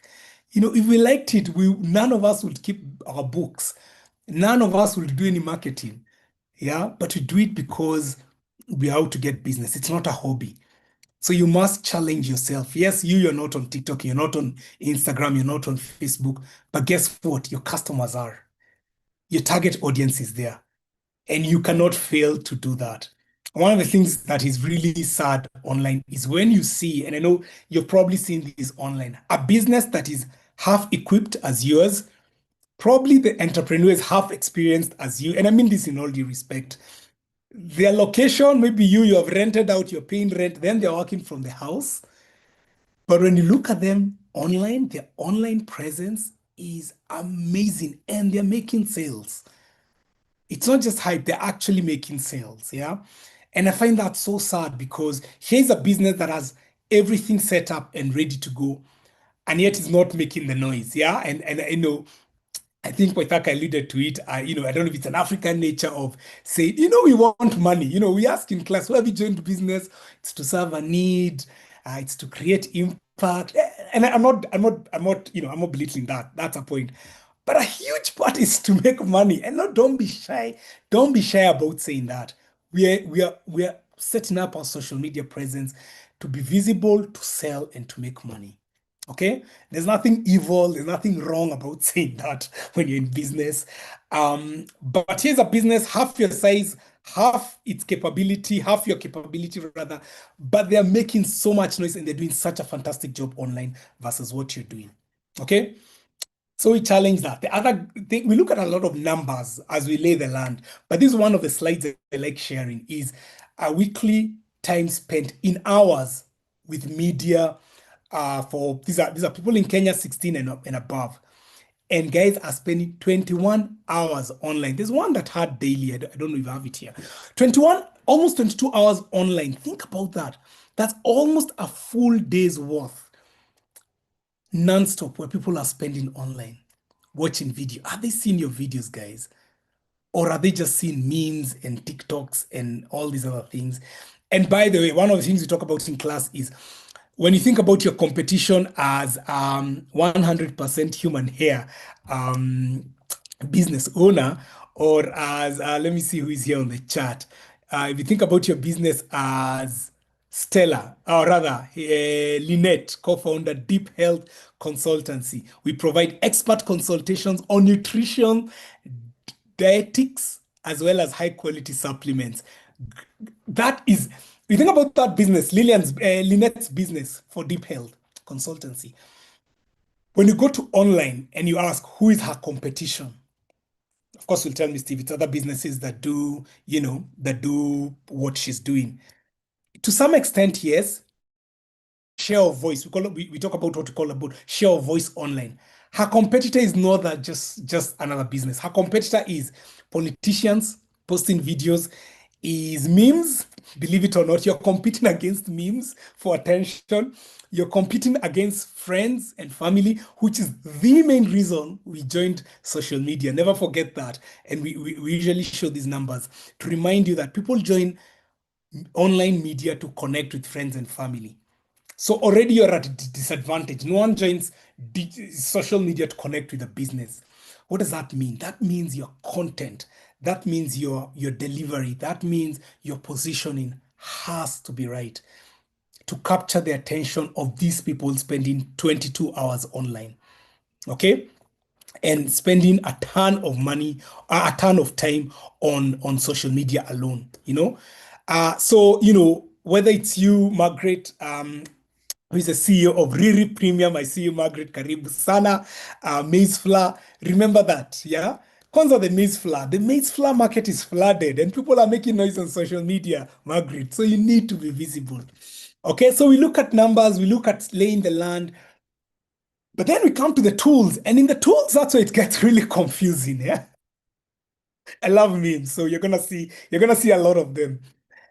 That's when it gets really, really confusing. But like, okay, Steve, I want to be online, but now there is TikTok, there is social media, there is Facebook, there is YouTube, there is LinkedIn. Where do I even start?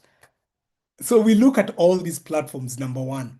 We dissect them bit by bit. We talk about, I think, a whole hour alone on WhatsApp business. We look at how do you set up your business catalog? How do you set up things as simple as greeting messages, quick replies that really, really help you and act as a virtual receptionist for your business? It answers your messages as you sleep, as people are asking you products. You set up a catalog and people can come onto your WhatsApp business, see the prices, see what's available, see what's on stock, and even probably go and make a purchase. Okay, so we look at WhatsApp business in detail. Then we look at LinkedIn. LinkedIn is probably the most slept on social media tool for entrepreneurs. Now, people in employment do really well in LinkedIn. But for some reason, I don't know why business owners think LinkedIn is only for employed people. Yeah. And I made that mistake for a long time.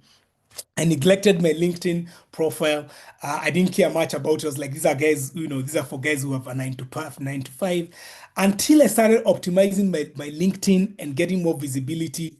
And I have almost 30,000 followers in that space, and it's given me a ton of business.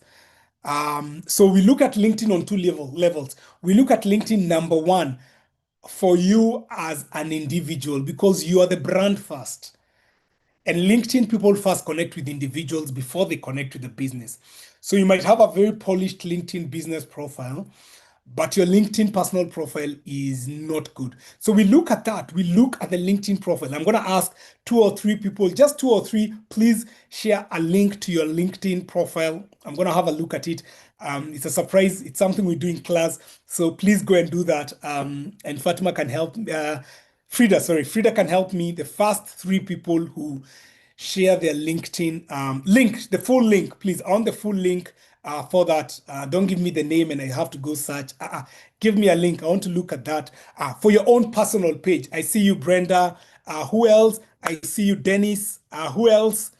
I see you, Evelyn Tumefunga. That's it. Thank you. You'll have another opportunity for something else. Again, we do this in class every time. We really, really connect and make it interactive. As Waithaka said, it's never a webinar format. So everyone is unmuted, everyone's camera is on, and we just have a ball talking about it. Okay, Sylvia. Now, wait. Those people now, this is why, you remember the teacher who said, you fail because you don't obey instruction, you don't answer the right questions. I still have wounds from that statement, by the way.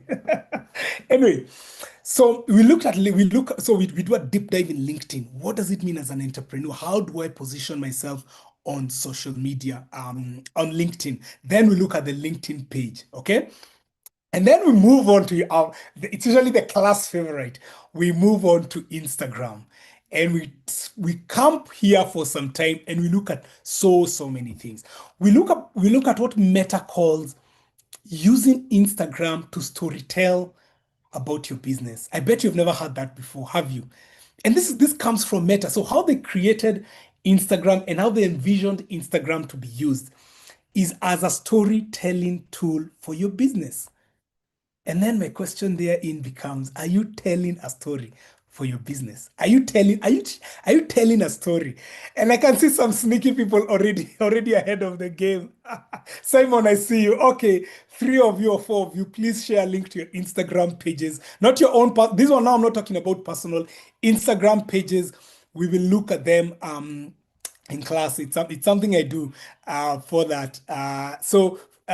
Frida, please, it's chaos in the it's chaos in the chat space. Please, I'm giving you the hard task of selecting the first 3 people. For Instagram, let's make it 4. Let's make it the first 4 people. So we look at Instagram, we do a deep dive into it and we look at Instagram for business. So, have you set up your Instagram as Instagram for business or the normal Instagram that denies you of so many benefits that Instagram for business has, okay? And then we move on to TikTok, which is an emerging favorite. And really, this is where the confusion is about TikTok around that. I can see King his camera is on. How much time do I have? I had till 8, right? Oh man, come on. Give me my 10 minutes. I had till 8. No worries, and then we'll condense the Q&A. So you have Okay, 10. cool. Thank you. I still have a few things to say. So we dive into LinkedIn and we dive into YouTube and TikTok. And the bottom line here is, are you using the right content for the right audience? That's number 1. But are you using it through the right channel? Yeah. So we dive into all of that. And then we look at, and probably some of you are saying, Steve, I already do that amongst those social media platforms, but then it's still not working.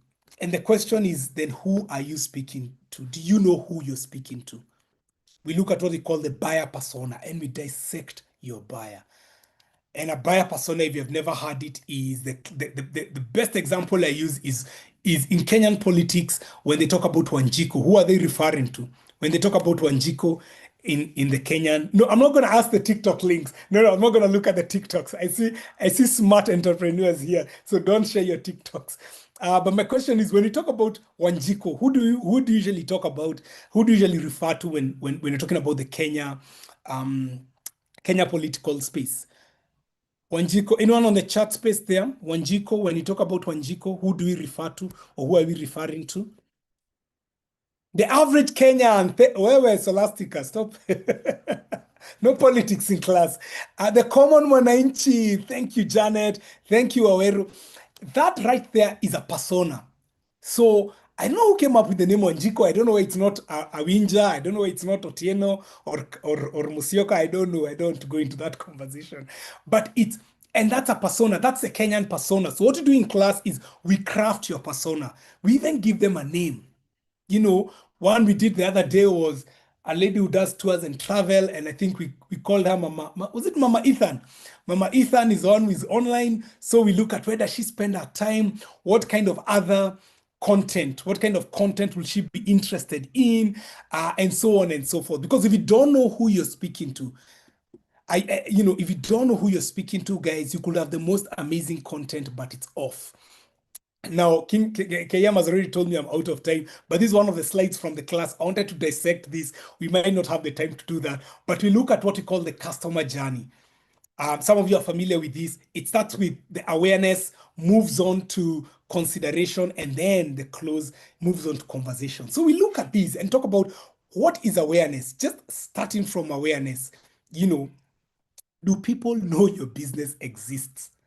And that is such a hard question to tackle as an entrepreneur. People are on business, they're running ads, buy from me, I'm like, wait. Who are you? Who are you first? Introduce yourself to me. It's hard, right? But that's the reality of marketing. It's not like digital marketing. That's the reality of marketing. You never buy from a business you don't know exists, as obvious as it sounds. From your M-Pesa shop to your butchery to the newest quick mart or the newest cafe near your area, you first had to know it existed before you became a customer. And then we move on to the customer journey. And in each of the stages, guys, there are tactics and there are ways of speaking in that space. So you can't just start your first ad or your first content is about, buy these water bottles. I sell water bottles. I brand them for you. Buy from me. We didn't start from that. Remember, people are online to connect first. So the minute I see your ad, it's like that friend in that WhatsApp group. Many WhatsApp groups, your estate, the church one, for your kids class. And there's always that person sharing content that is off. Nauza simiti, nauza mabati. And such people, we don't like them in those groups. And we even tell them, admin. Because this is somebody, we don't even know you first. Who are you? Yeah, and then you're selling.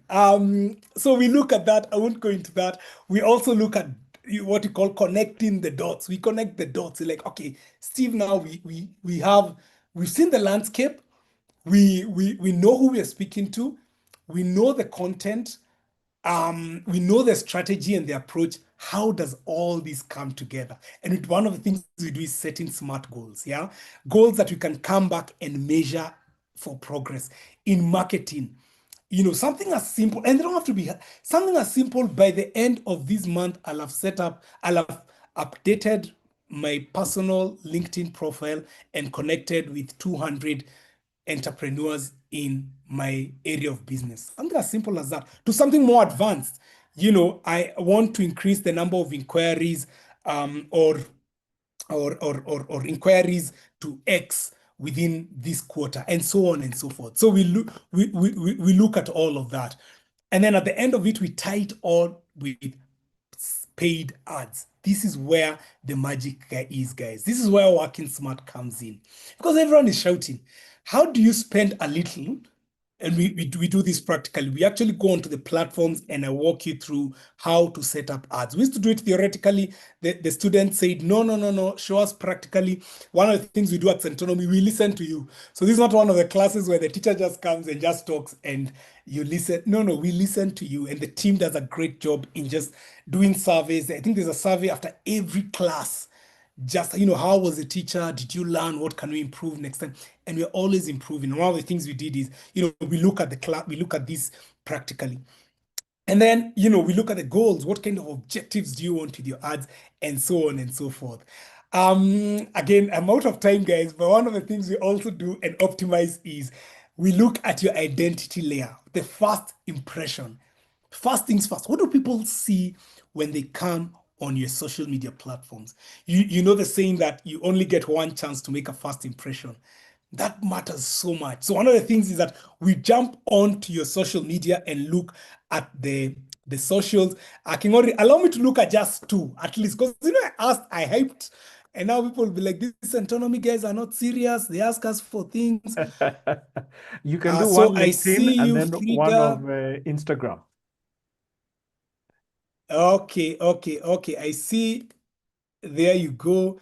Now I don't even know if this is the right. These are the people who shared first. Oh boy, it's a mess here. It's normally more organized in class. There is LinkedIn. I'm looking for the DMs. Thank you, Frida. Yeah, those are the LinkedIn people. Thank you. Those are the LinkedIn people. The Instagram people are there. Ah, great. So let me show you what we do. Can you still see my screen, Kingori? Yes, yes, we can. Okay, great. So let's start with LinkedIn here. So we talked about personal branding and we come and look at it. So for example, we look, these are my messages. Now you guys are seeing my messages. So, one of the things when you look at your personal branding is we look at, the position in Brenda. I can see one of the things is the photo, the professional photo. And that's one of the things that people go wrong. They use their Instagram photo for LinkedIn. So Brenda, well done. I love that you've put a very tight bio here of what you do. You have a link to your portfolio. You're winning, Brenda. You're winning. You're winning. So well done. So that's optimization. There's an opportunity here on the cover photo, something you could add, something more specific, not too generic about you. Then we look at Dennis. Dennis, good stuff. The photo is okay. The photo is actually spot on. I was just about to say it's an Instagram photo, and then I saw what you do. You're a tour guide. You're winning. Well done. The cover photo. So the Instagram cover photo is usually tricky because it takes a very small thing there. So I'll probably change this. Talk about what you do. I love Safari or travel consultant, something with 25 years of, and then build on your bio here. So it's a bit thin here. You saw what Brenda had. Make it a bit more, add it a bit more. I think I'm out on Instagram. Let me look at LinkedIn. One of the things also we look at is optimizing on Instagram for your socials. So B Homes KE, well done. We look at this, which is the logo. Well done in setting that up. I see you've put a good bio. I love the bio. Buy, sell, rent a home in Kenya. The phone number is there. Find your ideal home. That would be nice. You still have a bit more real estate there, excuse the pun, to play around with. A bit more about the houses you sell and that sort of a thing. But this is good. Curious about the name. One of the things you also look at is optimizing the name. Am I using the right name? So I'm guessing B Homes was taken. B.home was taken, so you added a KE. That's okay. I feel that's fine. You have a category there. The content is good. It's looking good. Well done. Looking good in there. I hope you're not one of the people for DM for prize. No, you're not, because the numbers are there. Well done. Pearl and time. Well done. I look at this. There's some more space you could play with on your logo. So you could sort of blow it up a bit more to fill in there. A glint of time, touch. But this is nice. One of the things we talk about is what exactly do you sell? So have it in there. So, and many times I know you want to put your tagline, and that's good for more established businesses. But for us here, we want people to know I sell this and I do this. Delivery charges apply. We usually say this shouldn't be the first thing people say. I know that one of the popular ones is delivery, pay for delivery. We do not return. There's one for goods once sold cannot be returned. That's not the kind of language. Like hata sijanunua. Let me first buy. Then you talk to me. So and so on and so forth. I feel like I should one more. KM one more. The last. This is the last. The last here is the last person who posted. Sometimes people say the good book says the last shall be the first. So Janet, I see you. Thank you for joining. Now people are posting. Kenyans. No, this is the last. And my classes go for 6 hours, so I could do this all day and all night. Yeah. So anyway, so last one here, Janet, I see you. We stock newborn baby essentials. Well done. Newborn clothes packaging located in love that. And you have a WhatsApp link. This is winning. This is one of the things we say is a must-have for businesses. If you have to put one link on any place, don't put the link tree. Put the WhatsApp link, because that goes directly into your WhatsApp. You can start a conversation there. We also talk about once the conversations come, how do I convert those conversations into business? Guys, let me stop there. I wanted to go on. I'll see you in class. Wait, is there a last? Let me just go. Sorry, I'm out. I just want to put this on the slide because I'd done a lot of time. But I'm out, guys. There's nothing, No worries, nothing no else you're worries. seeing here. We have seen these.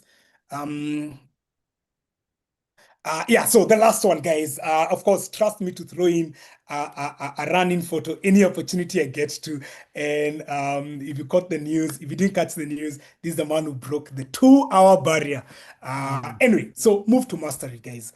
Move from just saying I'm online, I am posting. Come, let us do digital marketing and marketing the right way. Start right, guys. Don't make and you know, people say I'm gonna start and learn. What they don't tell is that it's expensive learning. It's not free. The learning you're doing will cost you. Why not just take that money, pay Centonomy, learn, and then I'll go into the business. The one thing at least you'll never have is I wish I did this. So guys, that's it from me. I hope to see you soon. See you in a class soon. Excellent, excellent, excellent, excellent. Thank you so much, Steve. I've actually been taking notes because I have committed grievous sins on my profiles that I will be immediately correcting. Thank you so much. I saw Brenda, you talked about we have digital specific unit for digital marketing, as Stephen has said, he's actually the trainer, and there are two sessions. So you have the first where you look at marketing broadly, and then the second one is specifically around digital marketing. And you guys have not only gotten a masterclass in terms of the whole conversation, but you've actually gotten a deep dive into the whole how to process and tips that you can really immediately begin to apply. Like as soon as I get off here, I am going to be editing one or two things. So, Stephen, there's a question I want to throw at you, and I want to combine a couple of things that people have asked in the chat. And even as I do that, I'll also be inviting you to engage with them in the chat. Elsie asked a very good question, and there's also I think it was also there's a gentleman in construction, Stephen. How do I get heard in a crowded space? And importantly, also when I'm starting off.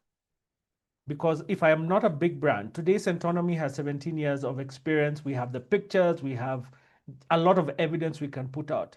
But what happens if I'm just starting off? How do I get known and get heard in a very noisy space? That's $1 million question, isn't it? Yeah. That's Yes. $1 million question, guys. How do I get seen? It's so crowded out there, guys. The first thing is the gentleman is in construction, right? Yes. Okay, great. So one of the things you have going for you, you might not know this, but we talk about, I think it's Waithaka's class that talks about barrier of entry. You're in a high barrier of entry business. Let's just get like, you're not like, there are low barrier of entry businesses like consultancy. Digital marketer is a very low barrier of entry business, because I can wake up tomorrow and say I'm a digital marketer. Now, I can't wake up tomorrow and say I'm a construction. I can't. Why? Because I don't have the papers around it. There's maybe an accreditation I have to get, and all so on and so forth. So that's the thing. First, you have that barrier of entry. But then the thing is, how then do you stand yourself out? So one of the things we look at in class is, what's your unique selling proposition? What sets you apart? And that's a hard question that requires a lot of introspection as a business owner.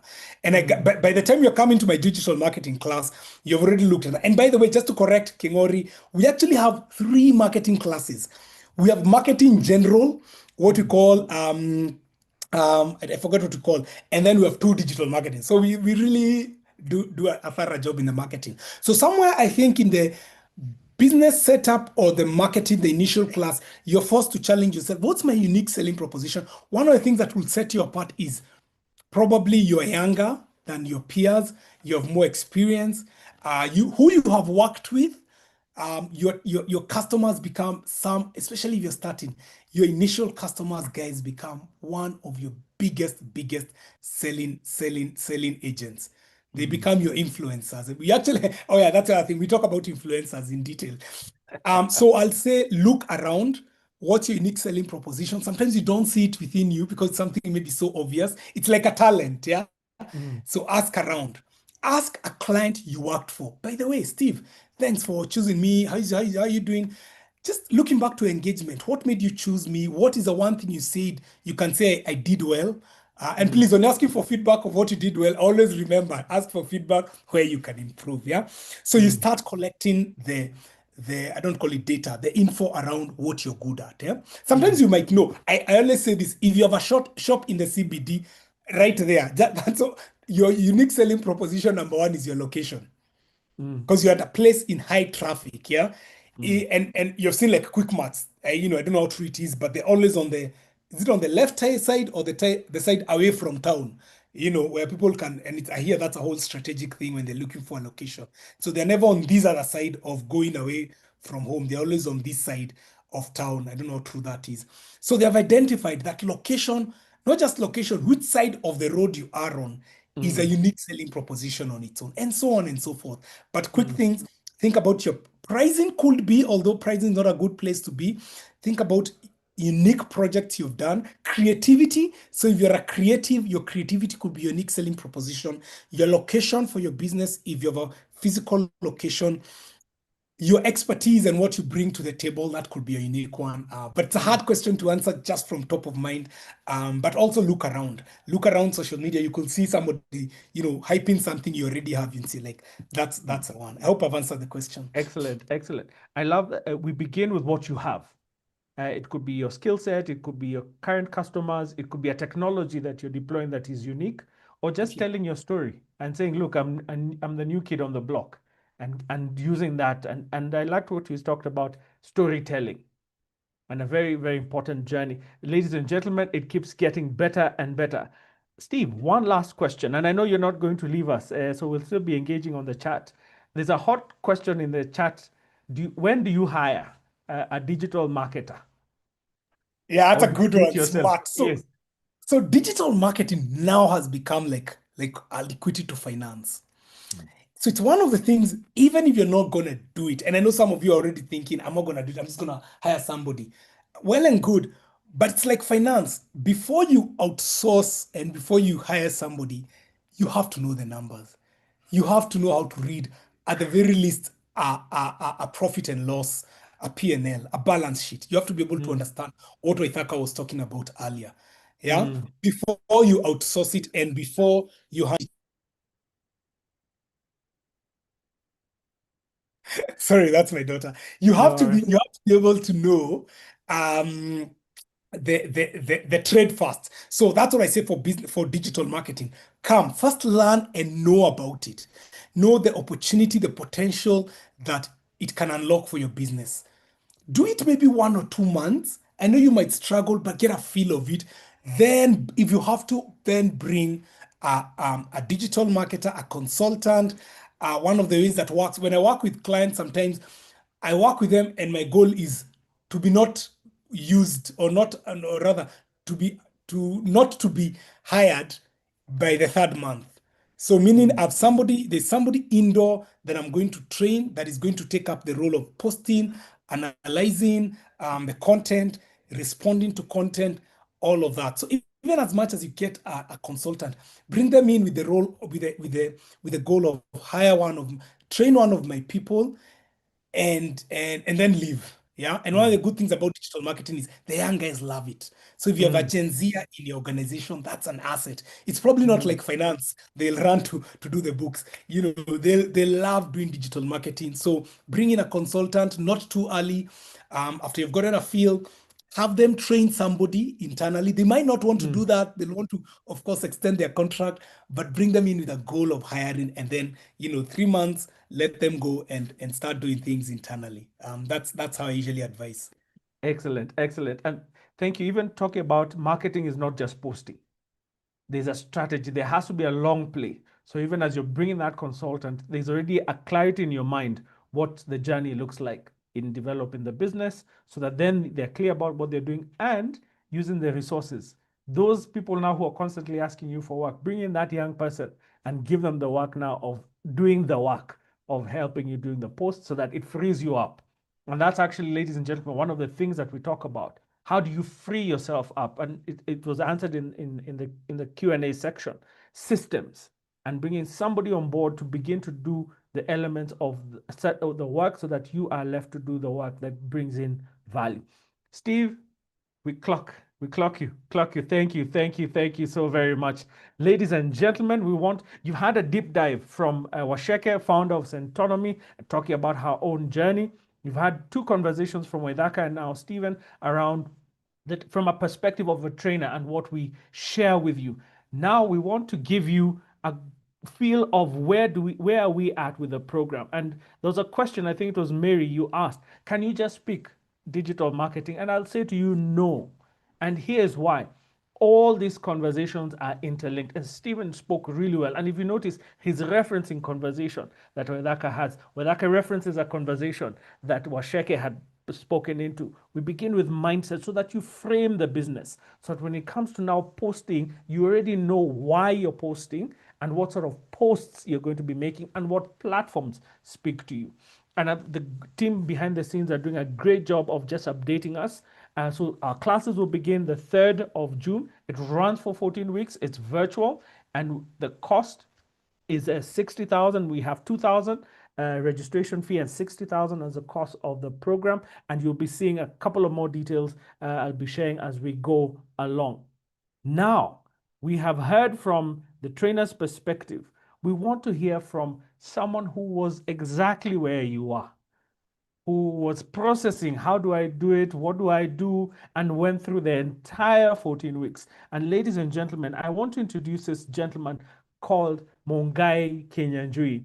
He is the founder of Hadithi Motion Pictures, a storytelling company that works with corporate and non-governmental organizations to create impactful content across gender, finance, health, and climate. He has over 8 years of experience in the industry with a background in TV production. He is also a Centonomy alumnus and will be sharing his experience from the program. Ladies and gentlemen, please join me in clocking in our next speaker, Bwana Mungai Kinyanjui. Karibu sana. Bwana Mungai, the floor is yours.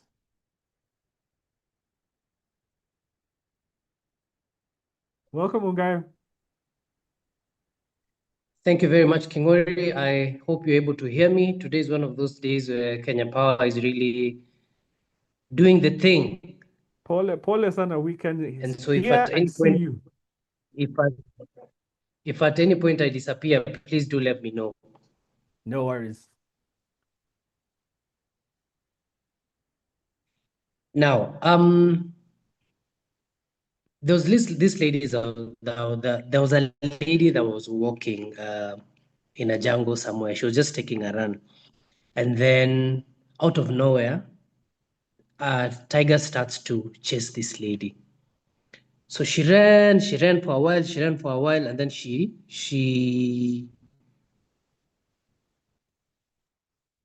of course, she saw a cliff. So I'm trying to share this from my phone. And anyway, so the lady gets to a point that thinking about, what is going to happen in my life? Is my life going to end? Just you can imagine what you could be thinking at this point. And so when she looked ahead, she saw a branch, and this branch had a fruit. And in the story that we were told, the branch had a strawberry fruit. And since this is Kenya and strawberries are not really our thing, let's imagine this fruit to be an avocado, parachichi. And so now the question becomes, when this lady grabs onto this fruit and eats this fruit,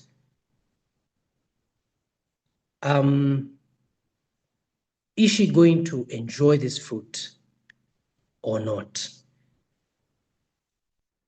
The interesting thing about this parable or this story is that there is no right answer. It's all about perspective. There is someone who will not be able to eat the fruit or enjoy it because, again, there's the danger of the tigers. And there's someone who will actually be in the moment and enjoy this fruit because the fruit is there, they're hungry, yes, yet the threat of the tigers has not disappeared.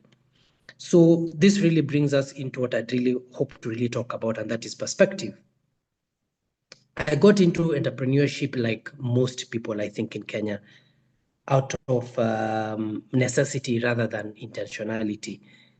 I'd been employed for a while, and for about 5 years, and by the time I was turning 28, I had been fired about 3 times. And I think after the 3rd time, I accepted my fate and realized maybe employment was not really my thing.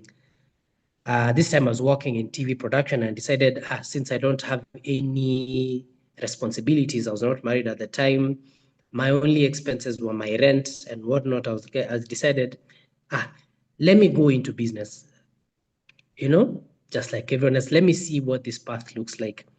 And since, in my opinion, I truly believe that I have a lot of experience running a business, unlike most people who grew up in the village areas where when you're out of school, you would go and help your parents to farm. Both my parents ran small businesses. My mom used to sell clothes and materials used for making women's clothes. So anytime I was not in school, I would accompany my mom. She'd wait for me to close school. On the first 2 days, she'd let me rest. By the 3rd day, she's like, oh, come help me with this and this. By the 5th day, the shop is completely mine and I'm running the entire thing. The worst days used to be Fridays where I used to go to an open air market. And to this day, I can still remember just how bad that sun was. And I remember there are days, it's 4 p.m., you've not made a single sale. You're all selling the same thing. And you're at 19 at this point and trying to convince this person to give me their hard-earned money, not give my neighbor or my neighbor here who was all selling exactly the same thing at exactly the same price. That was tough.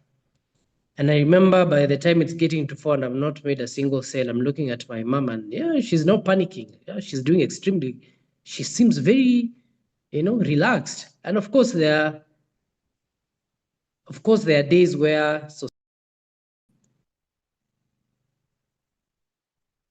please allow me to do that. Please confirm if you can still hear me. Yes, we can still hear you. I was going Thank to you very propose much. we could do it without the video, then it'll also help. I hope my voice is much better now. Yes, it is. Thank you very much. So, of course, with this experience, I knew very well that, I know how to run a business. If I can convince someone to come and buy my wares, if I can make this sale clearly, I know what I'm doing. So I got into business. I started a film production company, and I knew what any person would know. As long as I have maybe I've bought a pen for 50 bob and I've sold it for 100 bob, clearly I've made a profit. I made 50 bob profit. Clearly I'm in business. So I went on for a while, for a few years, and after some time, we clearly see that, okay, we're not doing so bad.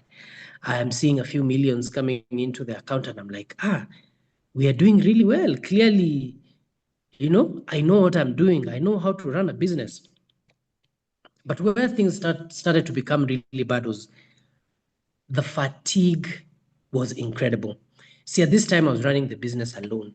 I'm the one who would contact the clients. It's me who would do what we usually call prep work. I'm still the one who would go to the field. I'm the one who would do the shoots. I'd be the one to come back and edit, to submit to the client, follow up the payment. And it got to a point, 2 weeks, I'm working nonstop. 3 months, I'm working nonstop. And I'm extremely fatigued. I get to a point, I'm wondering, how am I going to be able to continue doing this business? Yet I entered into this business being I'm extremely passionate about what I do. I still am. So I couldn't understand. I love this thing, but it is making me miserable. I'm extremely fatigued. The other aspect of it was that, yes, I was seeing money coming through my account, but I didn't really have any money. Like what Waceke was talking about. I'd pay everyone else. Anyone, for example, who'd come to help once in a while, I'd pay them. But I was not being left with any money in my personal bank account. And I could never understand why. I remember there was a point I was really living in a 2-bedroom house that was completely empty. I just had my office and the bed. And one time someone came to my room, they were like, hey, when you live in a hall? And so it got to a point I decided, maybe it's time I try seeking wisdom from somewhere else. So I took on the Centonomy classes. And so what has been very interesting for me about these classes was that it completely changed my perspective and how I looked at business. One thing that I remember really stuck with me was that I remember being told that if your business does not pay you, you have no business doing that business. And that thing has stuck with me to this date. As I was taking these classes, the first thing that I had completely avoided that I found really helpful was the basics of having to do a P&L. Throughout my entire schooling career, since I am creative, I completely avoided business and anything business related. So being taught how to write, and I know this is so basic, being able to do a P&L and putting all your costs in this, for me, was such a mind-blowing thing, such a mind-blowing tool. And for the first time, I was able to put down, can I actually pay myself? Can I actually put my salary there and put all my expenses in that? And that was really helpful. And thanks to this P&L, for the first time, I was able to start, delegating. I now started hiring editors. I now started hiring, training someone to help me with the shoot. If it's a vehicle we're bringing in, trying to figure out how we're going to afford this thing. And honestly, it's been around 2 years since I did the Centonomy classes.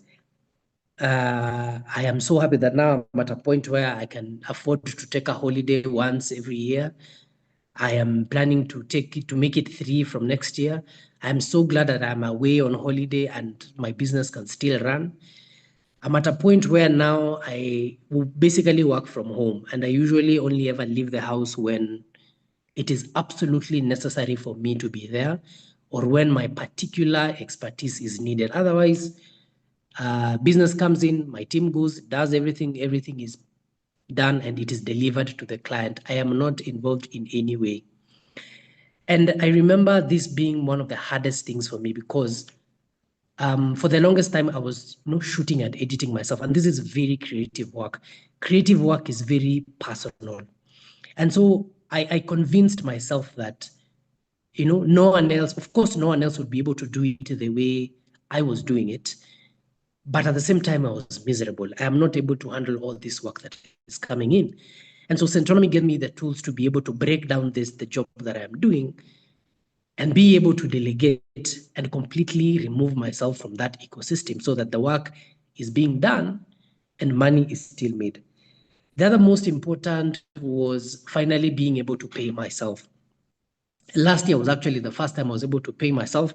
I'm not so sure whether I'm able to say how much I am currently paying myself. But what I can say is that thanks to this P&L and being able to project what I want, I am projecting by next year, I should start paying myself at least 500,000 shillings every month. And I know this is not a very big number for most people, but considering that this is a business I bootstrapped and started with nothing, being able to see myself paying myself this kind of money, it's honestly amazing to me. And this is money that I've already paid everyone else. I've paid my people. You've done your taxes, and the business is still profitable and still able to pay yourself. I am still amazed.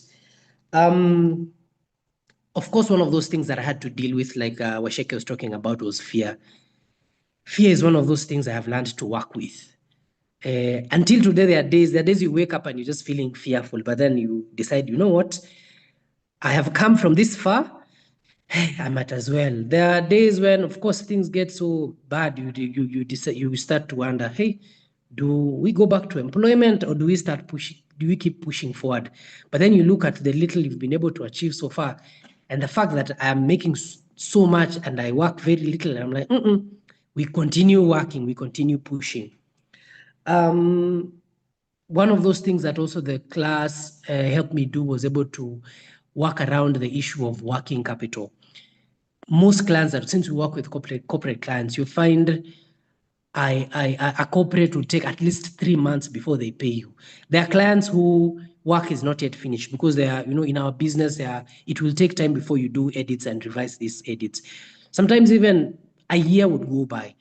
So being able to work around having working capital so that even if a client takes long to pay, we are not struggling. My people are not struggling. We're still able to, run our vehicles, run our things, and everything still run, and we have a sufficient buffer in form of working capital that is able to take us for, at least a year, and we're not struggling. So by the time this money is coming in, it's just coming into the system. We're literally not begging, or we're not spending our time chasing clients. And this has also allowed us to be very selective and interview. When you're pitching for a job, you're also interviewing the kind of client you're getting. If you see that this client is going to be problematic, you decide, nope, I'm not going to take this job, because your fundamentals are right, your working capital is right, you can afford to turn down certain jobs. And that has honestly been a game changer for me. Of course, I am not there yet. I honestly still have a very long way to go. There are some of those classes that we did, I have not even begun to implement some of those things that we were taught. It's been a day at a time, but I look at where I've come from, where I am, and where I'm hoping to go. I think I can pat myself on the back for the progress I've been able to make. I remember someone saying that running a business in this country is like declaring war on the system.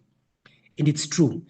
This company is not set up to make things easy for entrepreneurs. It is incredibly hard and it is incredibly crazy.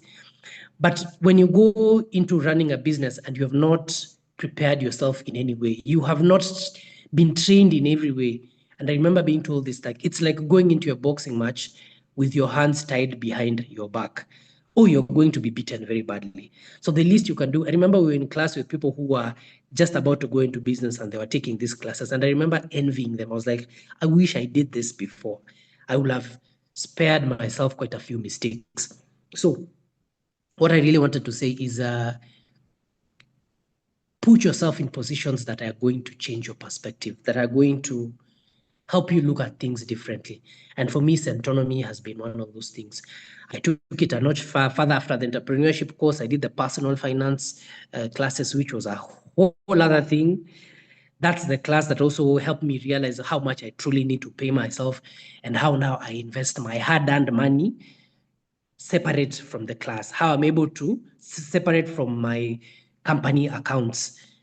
So now I have my personal emergency fund, I have the company emergency fund. I'm being able to completely separate myself from this business, having my own investments versus having the company's investments. These are two very different entities. Yeah. So for the 616 of you that are in this chat, I hope you're in this because you truly feel like you're at a place where you need to take it to the next level. You need some wisdom. And I invite you to this Centonomy journey. Thank you very much. Thank you very much, Mungai. As we clock you, I am also told we should give you that pat on the back because, bro, you are doing well. There are people in the chat who are like, teach us your ways. Oh, great man. When you talked about 500K, they're like, Ateke, tell us more, tell us more. Thank you so much for sharing your journey and that coming from that very, very personal perspective and just illustrating how this program has been of value to you. So, ladies and gentlemen, we are coming to the tail end of our session. So I want to open up. We still have our speakers in the room, so I'll be asking them a couple of questions. So I want to begin with you, Mungai, and ask, how do you deal with rejection? You've gone to the client, you've made your pitch, and they tell you no, or they keep giving you the runaround. How do you actually get up and say, okay, I'll go back and re-engage? That's a very good question, Kingori. Thank you very much. So we are usually told that rejection is a part of business. And so I remember someone saying that when you wake up every day, prepare yourself to be rejected. Tell yourself, today I'm going to be rejected and it is okay. Today I'm going to fail and it It's okay. You still wake up and do it.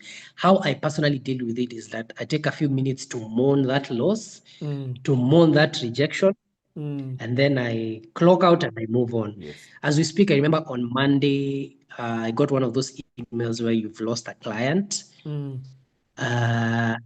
largely because of some people had hired who did not handle the account properly. Again, like I was saying, it was a journey. But yeah, I took a few minutes, felt bad about it, but then I moved on. It is the only way. You will never be at a position where you're not rejected. You will never be at a position where everything just works out perfectly the way you imagine in your head. Rejection and faith is just one of those things you will have to use as your fuel and accept that it is part of the process and part of the game. And so you deal with it and you move on. Excellent, excellent. Thank you for that insight. And also something I loved about that you shared is pushing through the fear. Feel the fear, but push through the fear. Excellent, excellent. There was an earlier question by Tahir, and he was asking, how do you go about identifying your customers? And you talked about your engagement process being also an interview of the customer. Walk us through what that journey is like, and how do you get to the place where you're actually able to say, you know what, I don't think you're a good customer for me? So initially, of course, when you're starting the business, we were taking any customers that is possible. You just wanted to make money. But as time went on, there are two things that really worked well that we had to find a balance between. So number one was opportunity. Where is the opportunity? And number two, does this opportunity augur well, or does it complement our abilities, our passion, and what we really have to do? So it was a selection, it was a balance between those two. Where is the opportunity and where are our interests and where is our future? So I saw someone asking what we do. So what we do, Kingori had mentioned that we basically create content for corporate and non-governmental organizations. There's a very big opportunity in weddings, for example. I know of guys who charge as much as 450,000 for photography alone. But the other good thing about weddings is that it's usually tax-free. The government will not know that you made this money. But I analyzed, I looked at the strategy, I looked at what I really wanted to do, realized that weddings don't work for who we are or what we really want to do. Although in the beginning, we did do a few weddings, so we completely stopped doing it. The other things that we saw, there was an opportunity, especially, so Kenya is very well placed in East Africa as one of those places where a lot of organizations come and set up shop. A lot of organizations have their headquarters here. A lot of organizations set their missions here. The thing about entrepreneurship that most people probably don't realize is that the goal of entrepreneurship is to solve a problem. We make money when we solve problems. And the one place where we have most problems is in this continent. So Nairobi happens to be one of those places where a lot of foreigners or even just local companies has a very good mix of language, access to education, technology, and so many other factors where people feel like, Kenya is a very good stepping stone to be able to access all these problems and solve them. So we positioned ourselves in that where we consult for non-governmental organizations and corporate organizations, and around specifically on the themes of gender, climate, finance, and health. We absolutely don't do anything else. We absolutely do not touch government. That's just something we decided to do, despite the connections I may or may not have in State House. Yeah, we just charted a path and decided this is the path we're going to stick to. And the other thing I also learned is just knowing be big on writing. What is your vision and what is your mission? If you look back a year or 2 years ago, this is what I decided to do. You will not be tempted by other things that promise quick money, yet they do not align with your overall vision or your overall where you really want to go. And so it becomes easier to say no to some things when you know exactly where you want to go 5-10 years from now. And it was one of those classes we did in Centonomy. We were talking about purpose. We were talking about the vehicle. So when you start defining what exactly am I in this business for? Start asking yourself why 5 times. Why am I in this business? To make money. Why? Why? When you answer these questions, it becomes very easy to say no to certain clients. Yes, you're broke at the time, but you know this does not. This is going to mess me now and in the long term. So you just say no and you move on. The beauty about saying no is that somehow you just end up getting clients who accept your rates and accept what you do. And another example is that around 2020, we decided in Kenya that we're not going to do any business that involves corruption or kickbacks. We lost quite a bit of business. 5 years later, we're doing well, and all the businesses we get, there is no money exchanged. It's all on merit. It was a very tough decision to make. But yeah, here we are. It is possible to do business in this country and do business in a legal, professional way. Yeah. Excellent, excellent. But Thank it you. takes Yeah. a lot of courage. Thank you. Thank you. Courage and understanding of your values, understanding why are you in business, and then just going through and pushing through. And then I also like the element that you brought out as you're identifying your ideal customers is also diversification of those customers so that you have an appreciation of how your money flows. You have the client who will pay you before you do the job. You have the corporate client who will take those 30 days. So they help balance each other out. Thank you so much, Mungai. We greatly, greatly appreciate you. I want to bring in Waithaka and give him a difficult task of a very complex conversation around funding of businesses. When we talk about money, Mungai talked about bootstrapping, where you use your own money. Then we have cash flow that the business is generating. But what happens if it's not enough? If I'm looking like now getting to that construction business, what other funding opportunities are there for entrepreneurs to look into? There are many, King. It's the issue here is that money is not free. So it comes with an attachment. I think we have to begin to realize this. But the good thing, is it a good thing? Yes. The good thing is that money is available. Speaking to investment firms around this country, there's more money for investment than there are businesses to receive it. So money is not the issue. The issue is, can you show the potential investor a way for them to make their money back? You see, if I have a lot of money, I'm not in business to throw it away. No. I have worked hard for it and I want to protect it, and therefore I'm going to put as much effort as I can to do so and multiply that money. So you find that investors are very, very cautious about margins, potential return, how it comes back, equity in the business. So if you're talking about whether there's money for investment, there is. Now, if you noticed, I talked about investors. I didn't talk about banks. Because generally financial institutions want to lend money, and they lend money based on cash flow.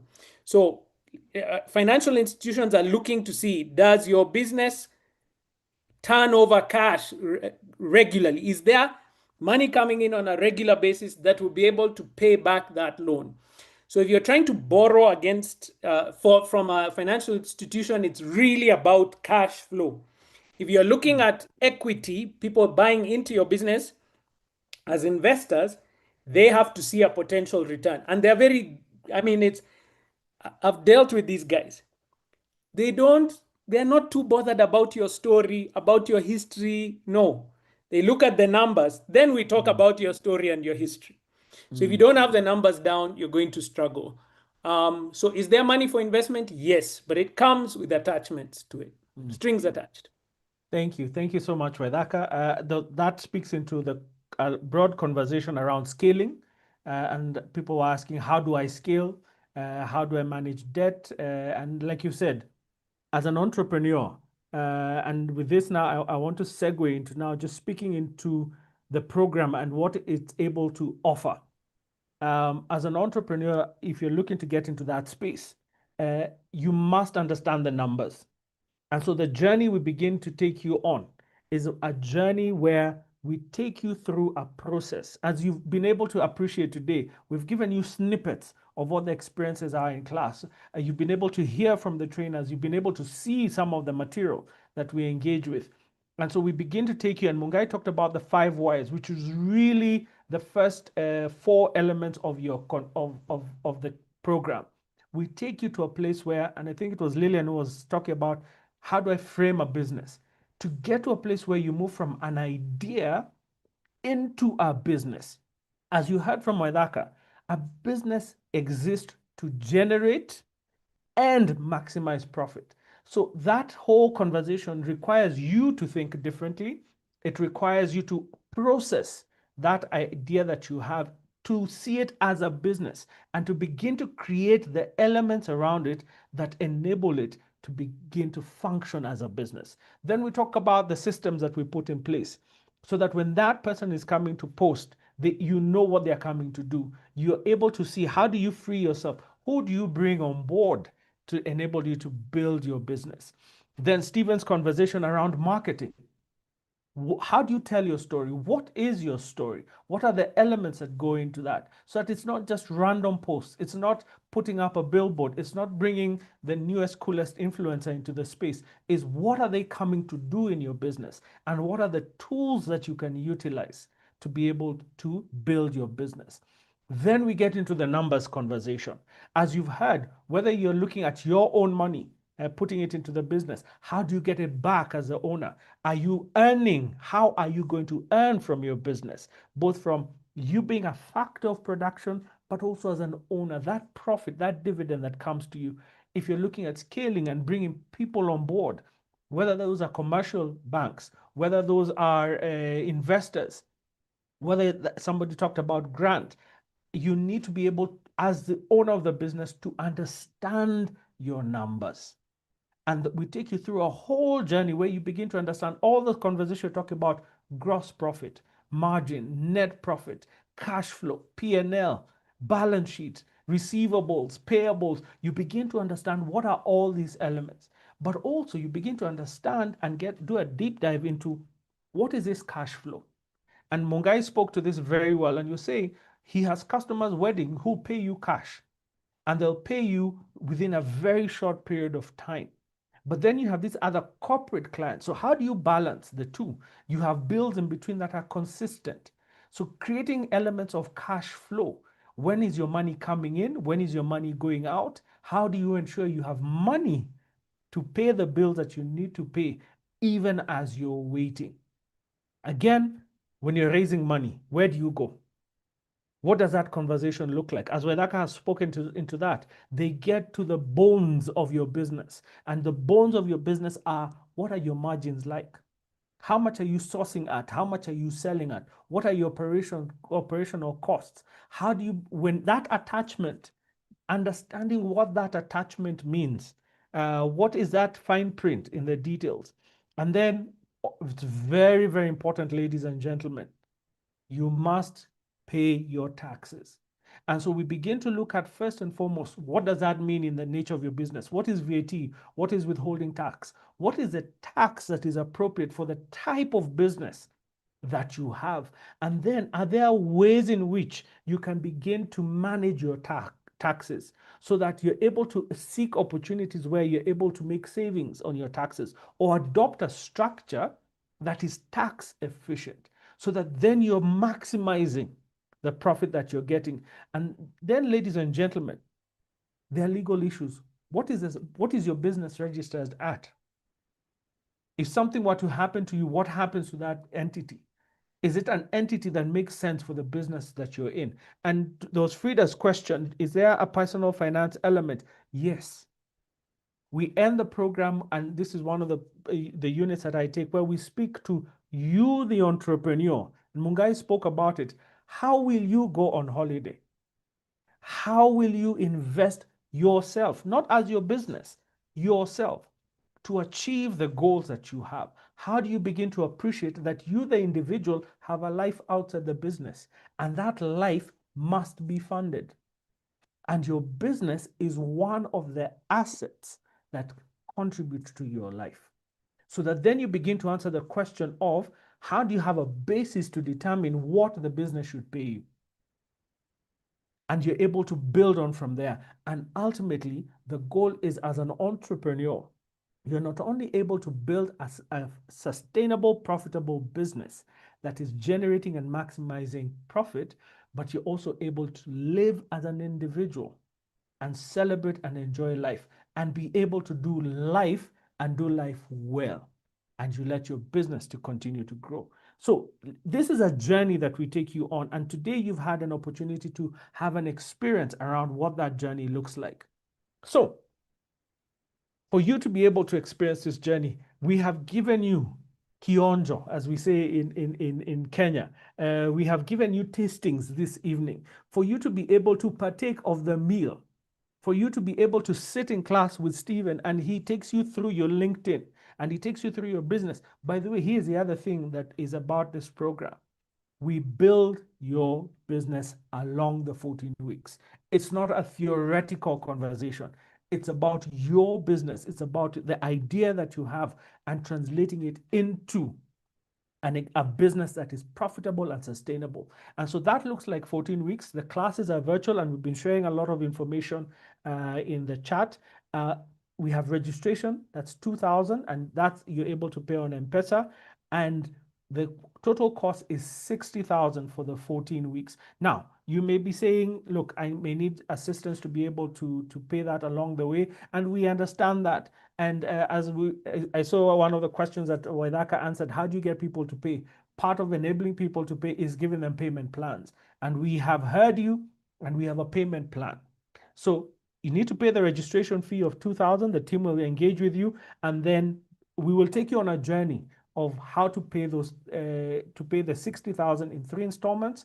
You have your first installment of 21,000, your second installment of another 21,000, and your third installment of 18,000. So this enables you to be able to breathe and spread your payments over the 3 payments over a 14-week period. Now, our classes run once a week. So we have a Wednesday class, again, very similar to this setup. And this is how we also, as part of the experience, you get to get a good sense of what it looks like. You dedicate between 6 and 9 p.m. to be able to go through the material. We also have another class on Saturday. You can attend either of the classes. In the same week, we cover the same material. So you're able to attend either of the classes. The classes are delivered virtually. So you get materials that you process during the week. You have assignments that are shared with you, and the class enables you to engage. And we begin on the 3rd of June. So you need to be getting in, making sure you're registering, and so that you're up and ready for our next class. Now, you may want to make your payments. We have M-Pesa.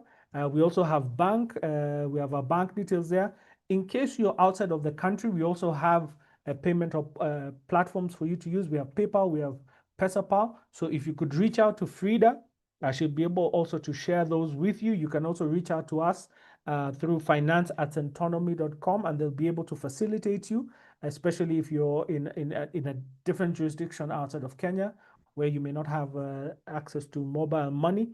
So you're still able to be part of our program. And we have run this classes, and we have people from as far as Australia, Germany, being part of us, the US. So wherever you are in the world, if you know somebody out there, please invite them to come on board and join us on this journey.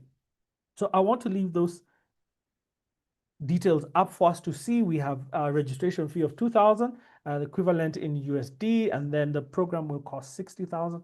And we look forward to having you present with us, so that as we engage in the conversation of developing your business, we engage it from a perspective of how do you think about your business? Do you have a business? How do you translate that idea into a business? How do you adopt an entrepreneurial mindset? Waceke talked about how many times as entrepreneurs, especially when you're transitioning from a corporate setting, you recreate your old office. But as an entrepreneur, your mindset is different. Then how do you begin to have the conversation of money? And the conversation of money is around, are you making money? What does that money look like? Which is your money? Which is the business money? Are you able to say this business is profitable? And then how do you tell your story from the marketing perspective? What is that story? What are the elements that you have, new as you are, to be able to get into the market? As an older business, how do you recreate, how do you reconnect with your customers? And I love what Stephen said, and that's where I want to end. How do you go into the places and spaces where your customers are at? And ladies and gentlemen, I want to appreciate the 500 of us who are still with us this evening, and to thank you most sincerely for your time this evening, to be able to have walked this journey with us. It's been a long session, but a wonderful session. I am sure you've had great insights listening to the great speakers we have had. I also want to appreciate the great speakers we've had this evening. We had Waceke, our founder, who came in and just spoke around the whole concept of mindset and her own personal journey. We've had Waithaka, who's always a pleasure to listen to, who gave us a lot of tears. And that's one of the beautiful things about our program. We tear down so that you're able to build a lasting business. Appreciate you, Stephen, for sharing your insights and just giving us that masterclass in marketing and being able to see what are the different spaces and places we can be. And we also want to appreciate you, Mungai, even despite all the challenges. Thank you for sharing your story so powerfully. It was great and wonderful to hear the journey that you've been on, and for you to be able to say, look, I came from a place where these conversations were very difficult to have, and to be in a place where you're now able to say, hey, I'm looking to get to 500K, $500,000 that I can pay myself after I have paid everybody. A fantastic place. Appreciate you greatly. On the back end, I also want to appreciate my colleagues, Frida and the team. Thank you so much, as always, for keeping us live, engaging on the back, and just being able to manage this process. And so, ladies and gentlemen, as we close out this evening, I invite you to take a few moments, just go through the chat, see what information is there, share with us, engage with us on our socials. But please make sure on the 3rd of June, I look forward to seeing you at the Centonomy Entrepreneurial Program, where we begin a journey with you to be able to help you realize a profitable and sustainable business. My name is Kinyanjui Mwito, and it's been an absolute pleasure to have been your host this evening. Have a great rest of the evening, wonderful weekend. God bless you, and see you on the 3rd of June. Asanteni sana. Thank you so much, Kinyanjui. That was nice. We appreciate you for your time as well.